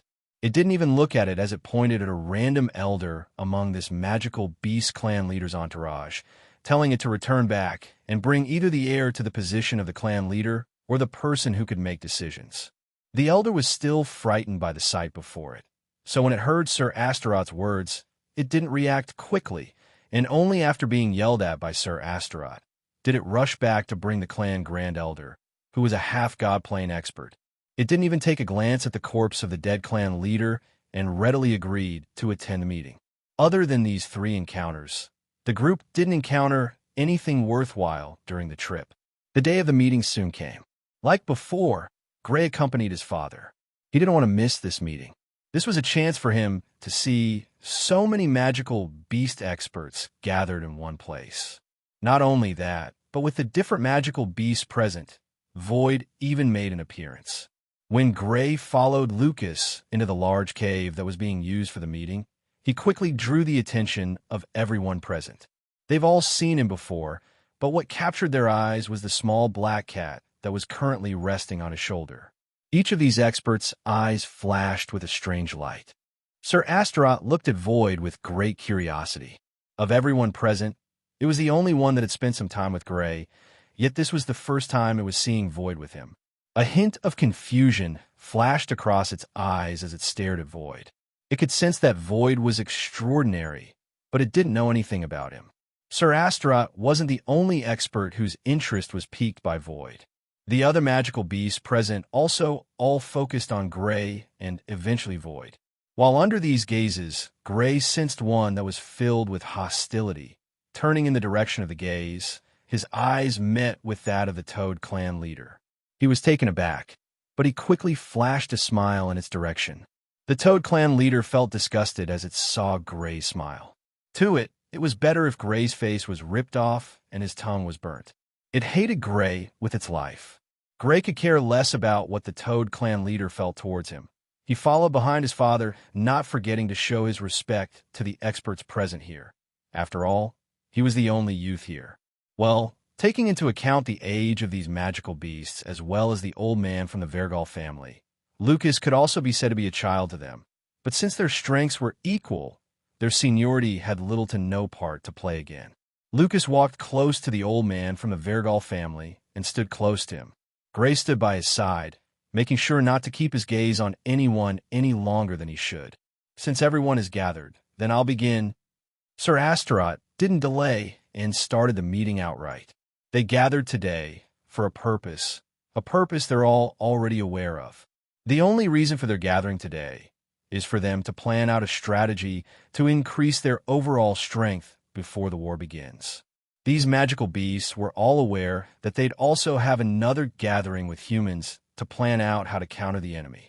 Gray didn't have any thoughts about the meeting and only chose to come because he wanted to at least experience the sight of such a gathering. All he did throughout the time was secretly communicating with Void as they spoke about most of these magical beasts. There were a few strange ones that Gray and Void found very interesting. Gray thought the interesting magical beasts had some special abilities. Void, on the other hand, just felt that they'd taste delicious. There were so many magical beasts present, even a large ox. Void could almost swear on his life that the flesh of this ox isn't something to take lightly. If cooked by a skilled cook like Gray, then this ox will surely make a great delicacy. I wonder if it'll agree to shave off a few kilos of flesh. Void wondered as he looked at the giant ox. He couldn't even stop himself from salivating, which almost got him in trouble, if not for Lucas, who reacted quickly. Lucas already knew a bit of Gray and Void's personality and knew from the little contact he had with Void that this little cat was a bit troublesome. Other than Void almost getting himself in trouble, nothing significant happened during the rest of the meeting.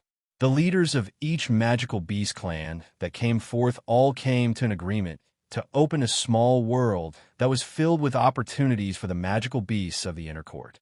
Like the human territories, the magical beast forest also possessed these strange small worlds, and once in a while, it'll be open for the weaker magical beasts to head in a train.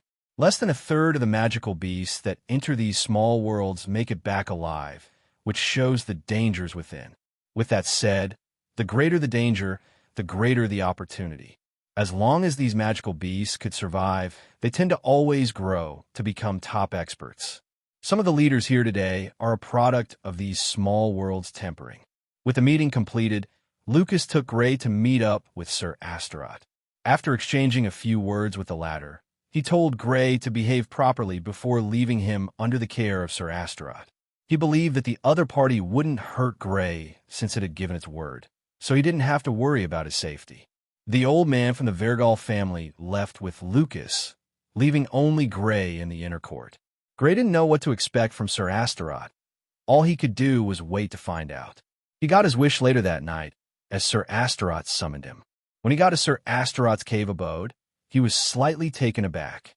The size of this cave's entrance is a complete contrast to Sir Astaroth's massive size. A look of realization soon dawned on him after entering the cave abode. Sir Astaroth, who is usually always in a gigantic form, was currently only about 3 meters long. Sir Astaroth looked at Gray and, after a short silence, it asked with a bit of doubt, "You refined a dragon's blood essence?" Gray's pupils shrank after hearing this question, and although he hid the change well, it was still impossible to hide it from a master of Sir Astaroth's level. "So you truly did refine a dragon's blood essence?" Sir Astaroth was shocked by this discovery. Although it had guessed, it wasn't 100% certain, and if Gray didn't show any reactions and denied it, then it would have never been able to tell if he did or not. When it asked Gray the question, its full focus was on him, hence the reason it caught notice of the change in Gray's eyes. Even if it was just for a quarter of a second, it still didn't escape its eyes. Gray wore a pensive look before hurriedly explaining, "I got it by accident." There's no need for you to explain how you got it. Since you managed to acquire it, and even refine it, what's the point in me finding fault with you?" Sir Astaroth stopped Gray's explanation midway. "No wonder I felt a strange connection from you," Sir Astaroth suddenly said, its eyes showing clarity after its doubts had been quelled. "Kid, it can't be that you only got a stronger physique after refining the blood essence. The resonance wouldn't be this much if you just got a bit of better physique than usual." Sir Astaroth still felt like Gray hadn't told it everything. Hearing Sir Astaroth's words, Gray knew that he couldn't hide it, so he moved the sleeves of his top to show the skin of his arm, before bluish-silver scales appeared on his body. Sir Astaroth's eyes flashed with a soft glint as it nodded. "So that's how it is. It now understood why it felt this way towards Gray. When it first saw Gray, it felt this strange feeling and was only a bit curious about him, but not enough to want to speak with him about it. Despite not originally having such intentions, Gray's performance with the Toad Clan leader made it become very interested in the former, and it decided to keep Gray with him for the time being. It didn't want to hurt him, and actually wanted to present him with an opportunity. "Did you acquire any other abilities?" it asked after a while. "I awakened my water domain at the time," Gray explained, but then a frown appeared on his face as a look of confusion appeared. Seeing Gray's confused look, Sir Astaroth chuckled. "Speak. If it's something I can assist with, I will surely help you out, as long as it's within my abilities." Sir Astaroth already knew how bold Gray was. If he dared to tell him that it'd surely help him out with something, and then he went on to request for something that is impossible to achieve, wouldn't that be the same as setting himself up for embarrassment? With this thought in mind, it made sure to let Gray know that he shouldn't dare to go overboard with his request. Contrary to Sir Astaroth's fear, Gray didn't request for anything. Rather, he asked a question about something troubling him. Over the past few years, he noticed that for some reason, his ice ability is superior to his use of water. Of course, he wasn't on the same level as Klaus. What he found a bit confusing is that for some reason, he was better with using ice than water. It was as if his water was the inferior one among the two. There were special cases like Klaus whose water and ice abilities were top-notch. Gray, on the other hand, could demonstrate far more superior strength when using his ice ability compared to when he uses normal water. Sir Astaroth listened intently to Gray's questions. After listening to it, it couldn't help but look at Gray. This time, its gaze was different. It was trying to see if there was something wrong with Gray. The skin took a few seconds before Sir Astaroth stopped. It paused for a few seconds before asking, "Have you encountered an ice dragon before?" Sir Astaroth's question was out of Gray's expectations. He didn't expect that it would ask such a question. Thinking about it, he didn't know how to reply. He actually didn't know if he had seen an ice dragon before. He has had multiple encounters with dragons, and he didn't know if an ice dragon was one of them. The only reason he didn't attribute this entirely to the dragon blood essence or the other treasure he acquired from dragons, he wouldn't have asked this question. He would have guessed that it was most likely a benefit gained from absorbing an ice dragon's blood essence. Gray has noticed this even before absorbing the dragon blood essence. It only became more apparent after he awakened his third domain, which was his water and ice domain, and that was after absorbing another dragon-related treasure. He even got dragon scales from it. So, it's understandable that he sort of thought about this often. Sir Astaroth noticed the uncertainty in Gray's eyes and frowned. It sensed something inside Gray, but it wasn't certain of it. What it sensed was the reason behind Gray's improved ice abilities. Unfortunately, it wasn't sure where it came from. All it knew was that it didn't put Gray in any danger. "It's nothing bad. Don't worry about it." Sir Astaroth, although a bit curious about it, stopped thinking about it. Since even Gray didn't know if he had seen an ice dragon, there's no point asking any further. Besides, an ice dragon isn't the only entity capable of placing whatever it sensed in Gray's body. A top ice attribute expert of any race could achieve this. Of course, it wasn't ordinary, and the sacrifice required made it something not done with ease. It's almost like when dragons offer their blood essence to the humans from the Vergal family. The method might be the same, but there's a little difference. Compared to using blood essence, this is actually more difficult to achieve since it requires a top expert. Almost any magical beast could extract their blood essence, but what was placed in Gray's body is surprisingly one's use of said element. To place such a thing in someone else, an expert's use of their said element must be top tier, and they should still be able to impact it on others. Being able to impact one's knowledge to others is another form of strength. What Sir Astaroth sensed in Gray's body was simply an expert's knowledge of ice abilities. And since it's just ice abilities, the chances of it being placed there by a magical beast are very high. Humans, unlike magical beasts, have both the water and ice abilities combined with their water element, but magical beasts have ice and water abilities separately. The reason Sir Astaroth asked if Gray had met an ice dragon is that since it was a magical beast, It believed that only magical beasts could achieve such a feat due to their uniqueness. Gray was taken aback when he saw that even Sir Astaroth didn't know the reason. He had asked his parents about this some time back after reuniting with them. His mother was the one who had a higher chance of knowing the reason, but she didn't know the reason for this. Neither did she sense anything amiss. She just felt that Gray was better at manipulating his ice ability better than his water element. There are people like that, and the Littleton family, which she's from, is one of them. She even felt that the reason Gray turned out like this after getting his water element was purely due to her being a member of the Littleton family. The Littleton family is known not only for their prowess with inscriptions, but also for their ice abilities. The Littleton family is a well-known water element family. Not just that, but they were well known for their ice abilities. Gray didn't know what to say. Since even Sir Astaroth didn't know the reason for this, then there was nothing he could do.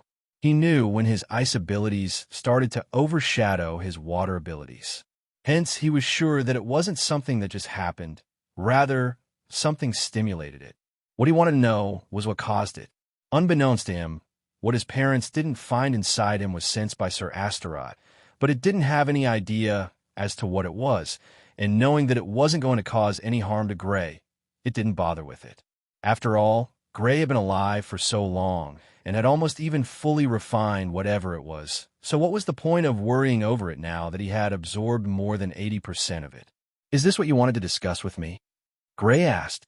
Other than asking him if he refined a dragon's blood essence, Sir Astaroth hadn't said anything else.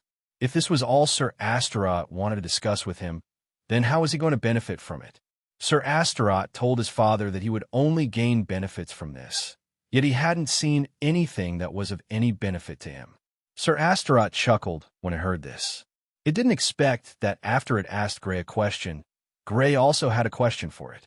Due to not being able to answer Gray's question, it hadn't told Gray anything else. Naturally not, it replied before asking. How would you like to enter the secret world? The one you're opening for the inner court's geniuses? Gray didn't expect this. He thought that whatever Sir Astaroth wanted to give him would be given to him directly. He didn't expect him to speak about the secret world. Gray didn't expect Sir Astaroth would actually offer him such an opportunity. The secret worlds belonging to magical beasts aren't something humans can easily enter. In fact, Gray was almost certain that the number of humans that have been allowed to enter magical beasts' secret worlds can be counted by one's fingers. Magical beasts and humans have always been at odds, so there's no chance that they'll agree to let humans enter their secret worlds. Of course, there are cases like Gray's where a top magical beast expert will invite the person. Magical beasts and humans were two completely different races. So there are countless treasures that might not be usable for some magical beasts, but for humans, they were world-shaking treasures. Gray had never entered magical beasts' secret worlds, and only those in human territories. He was almost 100% certain that as long as he could enter these secret worlds in the inner court or magical beast forest, he would gain unimaginable treasures. Would the other clan leaders agree to this? Gray was excited about the idea of entering this place, but it didn't cloud his judgment. He knew that the other magical beast clan leaders might not be in support of this. He even knew one that would not agree to this, the Toad Clan leader. There's no way the Toad Clan leader will want to agree to Gray entering the secret world. You're not the first human to enter under my recommendation. Don't worry about it. None of them can deny you entry. Sir Astaroth expected Gray's concern, knowing what it knew of Gray. If Gray hadn't asked this question, then it'd feel disappointed and would even consider sending Gray in or not. But with Gray's wits, if he didn't even realize that other magical beasts wouldn't agree to this, then it would accept that it overestimated Gray.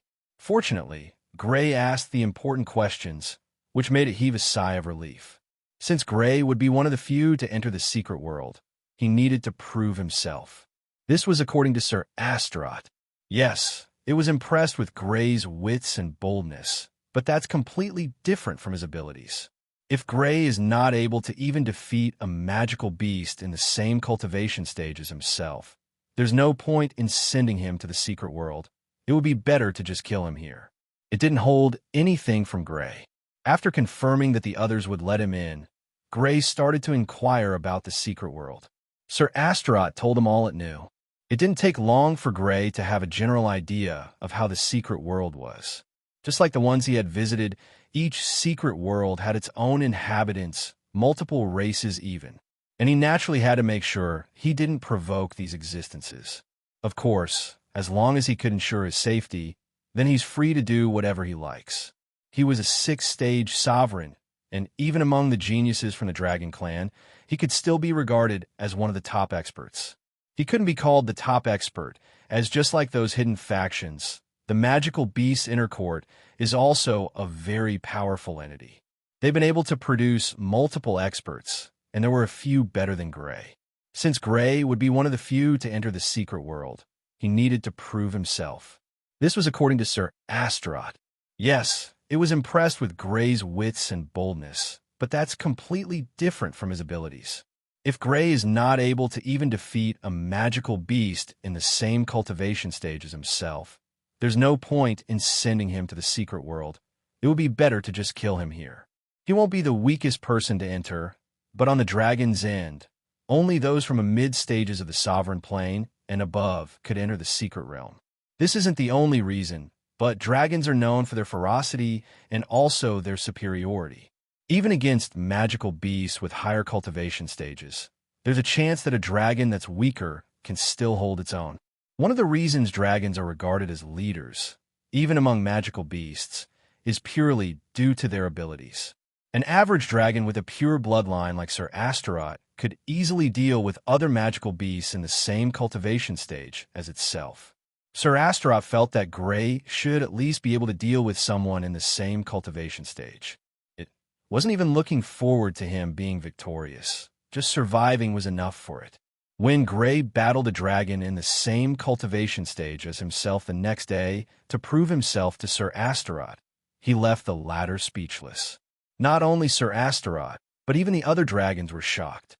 Gray didn't only handle the dragon in the same cultivation stage as himself, but he handled him with so much ease that Sir Astaroth almost wanted to confirm if the other party was truly a dragon, and also in the said cultivation stage.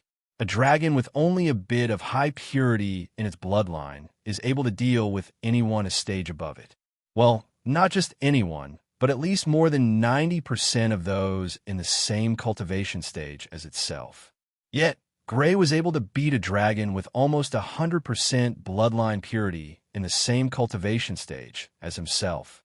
This was the same as saying that Gray could defeat a 7th stage sovereign with ease. Sir Astaroth didn't believe that Gray could achieve something like this. It didn't have any problems with accepting that Gray could defeat someone on the same stage or even a stage above him. But being able to easily achieve this is simply impossible by its thought process. An average dragon could defeat a human at a cultivation stage higher than itself. Not just an average dragon, but most magical beasts could do this.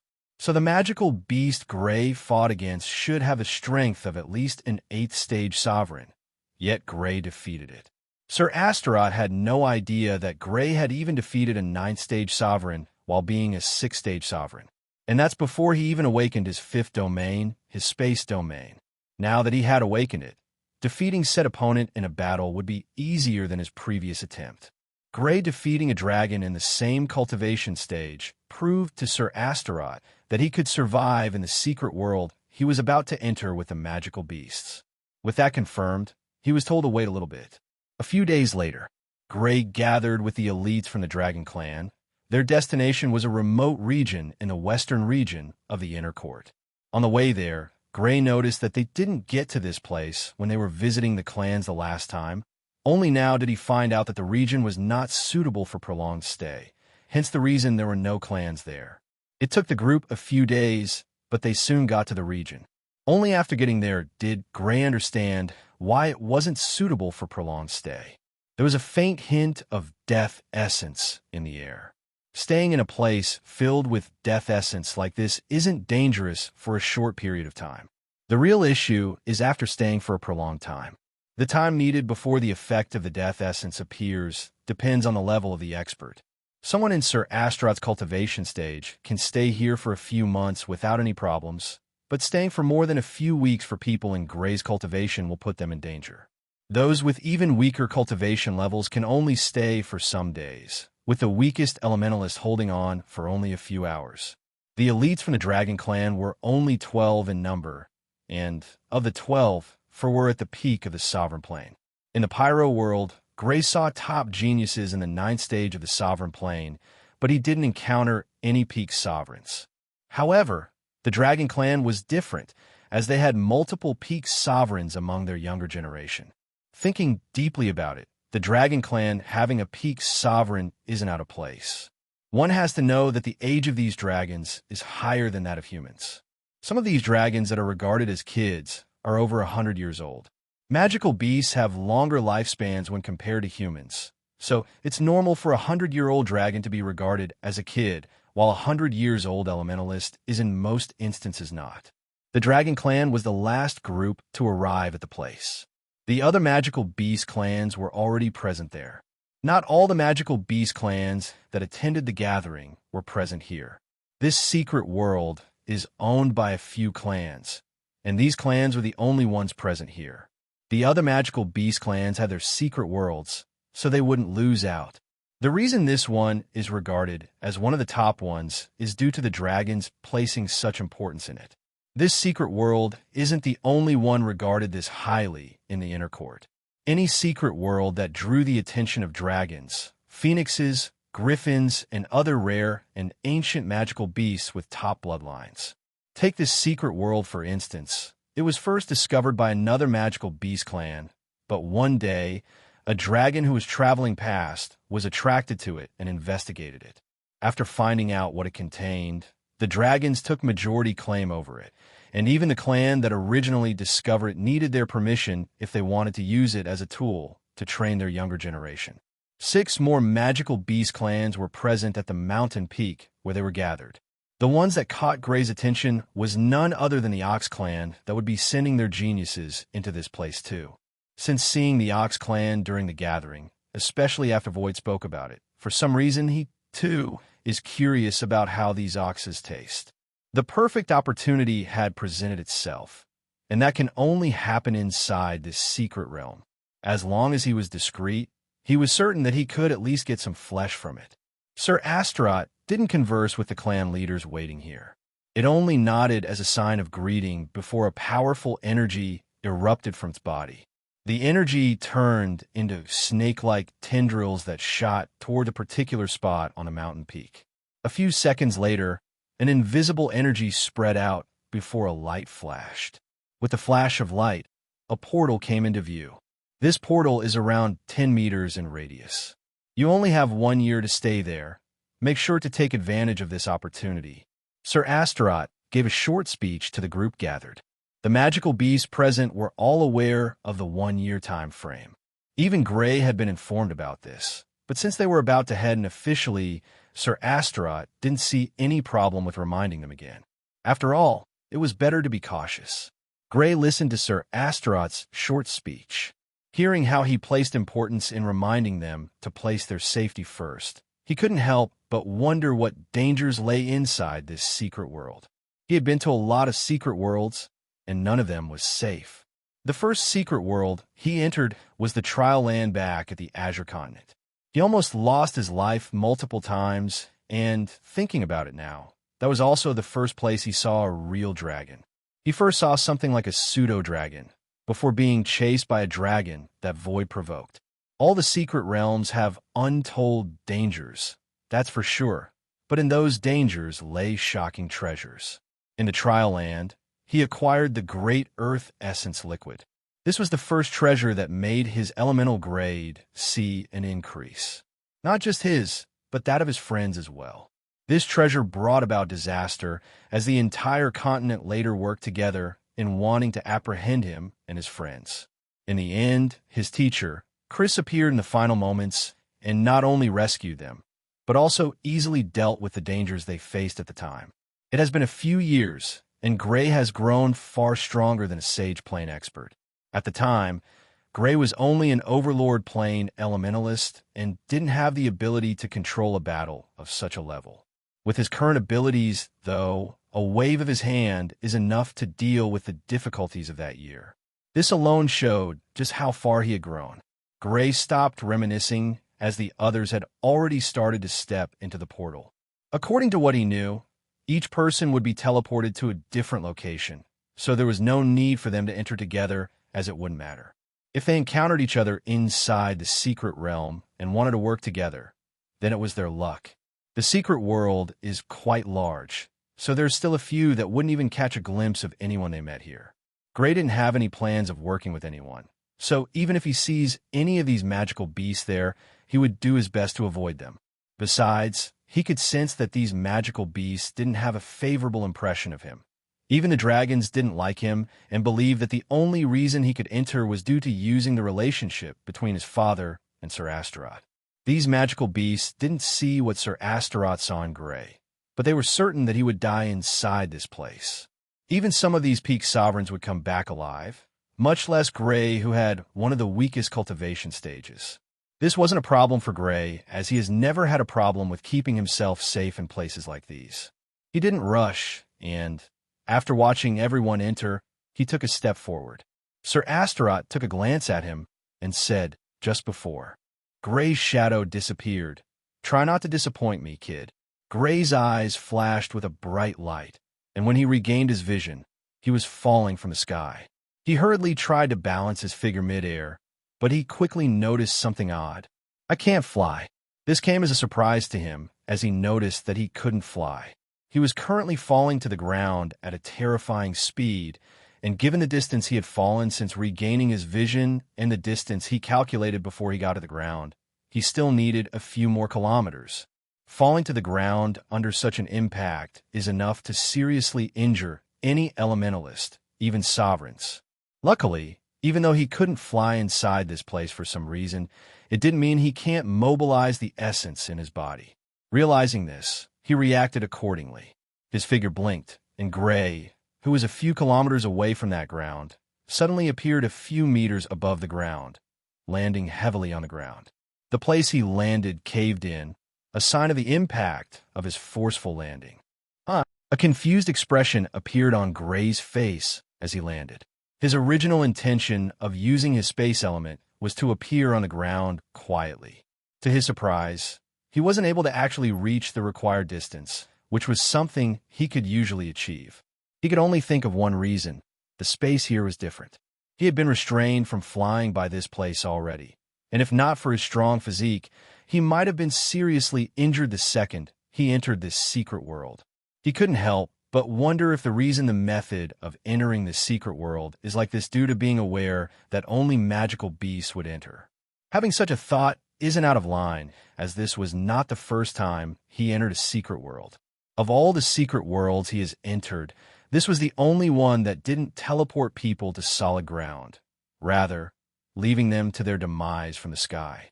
Gray calmed his mind, and after getting his bearings, he picked a random direction and darted off. He had investigated the area around him with his mental sense and knew that there was nothing of importance around. Void and the bunny leader appeared as he was rushing through the forest. Sensing the presence of the duo, Gray slowed down as he looked at the duo. "Do you want to travel with us, or should we rendezvous somewhere when it's time to leave?" Gray's question was directed towards the bunny leader.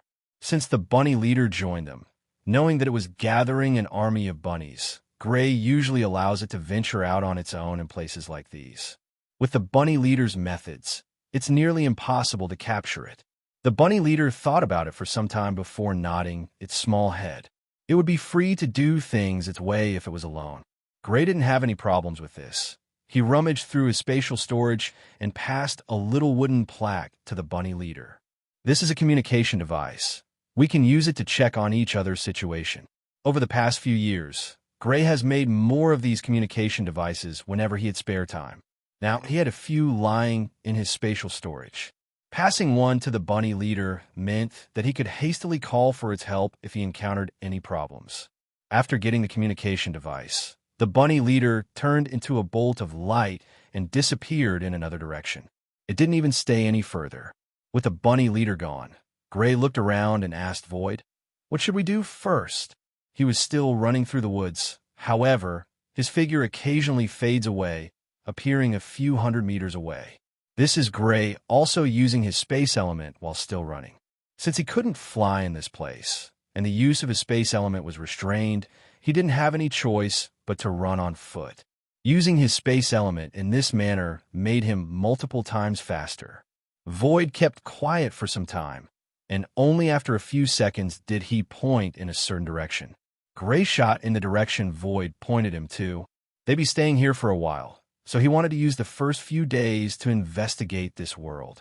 He was certain that there were inhabitants in this world, and he wanted to know what they were. It didn't take long before Gray found the first signs of life. He was still in the forest area, and the sign of life he sensed was coming from a place a few hundred meters away from where he was standing. Void was the one who sneaked forward to see what lay ahead, since he was smaller and had better control of his space element when compared to Gray.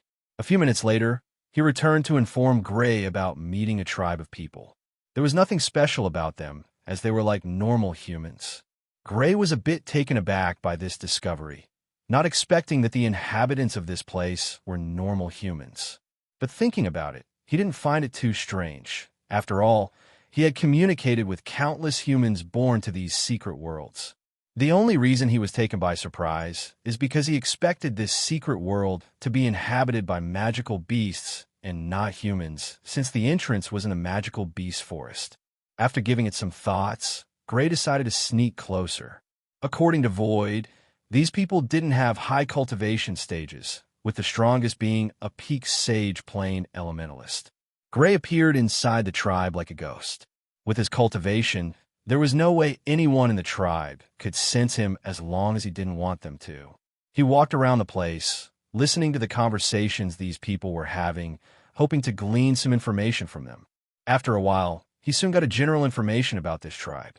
It was called the Crimson Fire Tribe, and it was located on the outskirt of a place called Raging Flames Territory. There wasn't much information gathered, but he was fortunate enough to chance upon a vague map in the tribe of the Raging Flames Territory. He soon come to realize just how vast this secret world was. From the vague map, he could tell that the Raging Flames Territory was hundreds of thousands of kilometers large. It would take a few weeks to cross the entire territory. This territory is almost as large as one of the 5 continents in the Aurora continent, only larger than the Middle continent, which was the smallest. That thing is somewhere in the Raging Flames capital. I hope there truly aren't half-god experts here. Gray muttered to himself after leaving the tribe. He headed deeper into the Raging Flames territory. His target for this expenditure was located in the central area of the territory. Sir Astaroth told him that only peak sovereigns were present here, and he was certain that even though he couldn't defeat one, he could escape.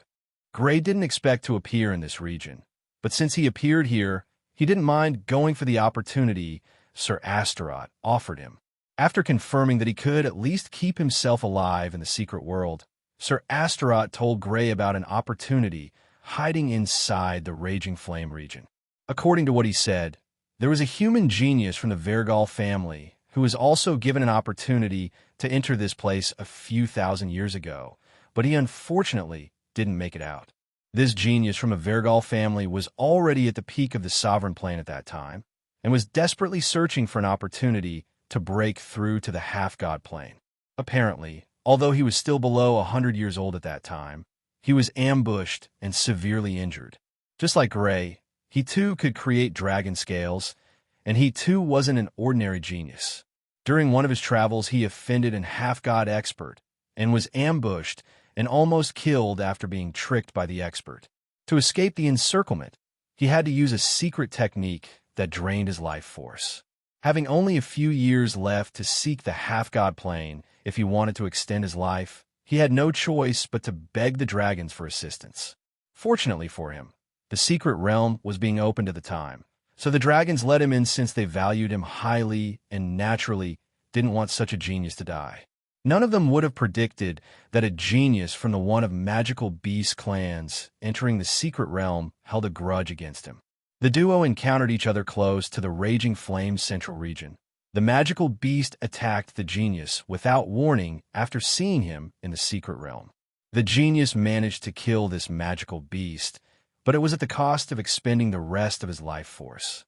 Before dying, This genius was able to see one of the magical beasts that entered this place with it, and passed on this information to Sir Astaroth through a voice crystal. The genius placed a powerful seal on this voice crystal, making sure that there was no way other magical beasts could easily access the information except they had the same strength and essence as Sir Astaroth. To make sure he didn't randomly cause anyone's death with the seal, he made sure that only those with pure dragon blood essence, and those also in the half-god plane stage, could access it. This way, only Sir Astaroth was privy to the knowledge of this genius' death. Even the Vergal family were clueless about the whereabouts of said genius. At the time the genius came, he told Sir Astaroth of his condition, and Sir Astaroth made sure no one leaked the information of the genius entering the secret realm with the magical beasts. Gray also received the information that only peak sovereigns appear here, and no half-god plane experts. With Gray's current cultivation stage, he didn't need to fear anyone in this place. This is even better than the time he sneaked into the gnome world. At that time, he still feared late-stage sovereigns. With his current strength, if he were to enter the gnome world again, he wouldn't even need any tricks and straight up wiped out the entire capital before any information leaks. At that time, there were no half-god present in the gnome world, so it wasn't an exaggeration to say he would have been able to move impeded. He couldn't move impeded there, but in this world, he didn't have any worries. What makes everything even better is that he didn't have to worry about the safety of others. In the Aurora continent, he at least had family and friends he wouldn't want to be hunted down. The memories of the days he and his friends were hunted in the Azure continent were still fresh in his head. From what he knew, this secret realm had 2 regions, and each region had 3 territories each. Each territory is usually named after the overlords of said territory. Take the Raging Flame territory, for instance. It was located in the Mythic region. Other than the Raging Flame territory, there were also the Cobblestone territory and the Twilight territory. The Raging Flame territory, as the name suggests, is lorded over by a faction known as the Raging Flames faction. It had 2 peak sovereigns in the faction, and there were multiple 9th-stage sovereigns. Just like the Raging Flame faction, the other 3 overlords of their respective territories in the 2 regions of this secret world had around the same overall strength. However, there was a territory in the other region that is said to have an expert that's surprisingly stronger than the other peak sovereigns. Sir Astaroth assured Gray that there were no half-god plane experts in this secret world, as the world doesn't allow it. Knowing that Sir Astaroth wouldn't lie to him, Gray knew that there were only 2 reasons behind this person's superior strength over the others. Either the other peak sovereigns were not as strong as real peak sovereigns, or this person is a half-god expert. At the thought of this, Gray sucked in a cold breath. Although he didn't stay in that little tribe for long, he was at least able to learn the basic knowledge of this world. If he wanted to have the freedom to achieve all that he wanted, then he needed to make sure to at least know which forces he could afford to offend. From what Sir Astaroth told him, the genius from the Vergal family died in a top family in the central region of the Raging Flame territory. The family was one of the overlords in this region. Even though it was not on the same level as the Raging Flame faction, it didn't fall too short, as it too had its own peak sovereign.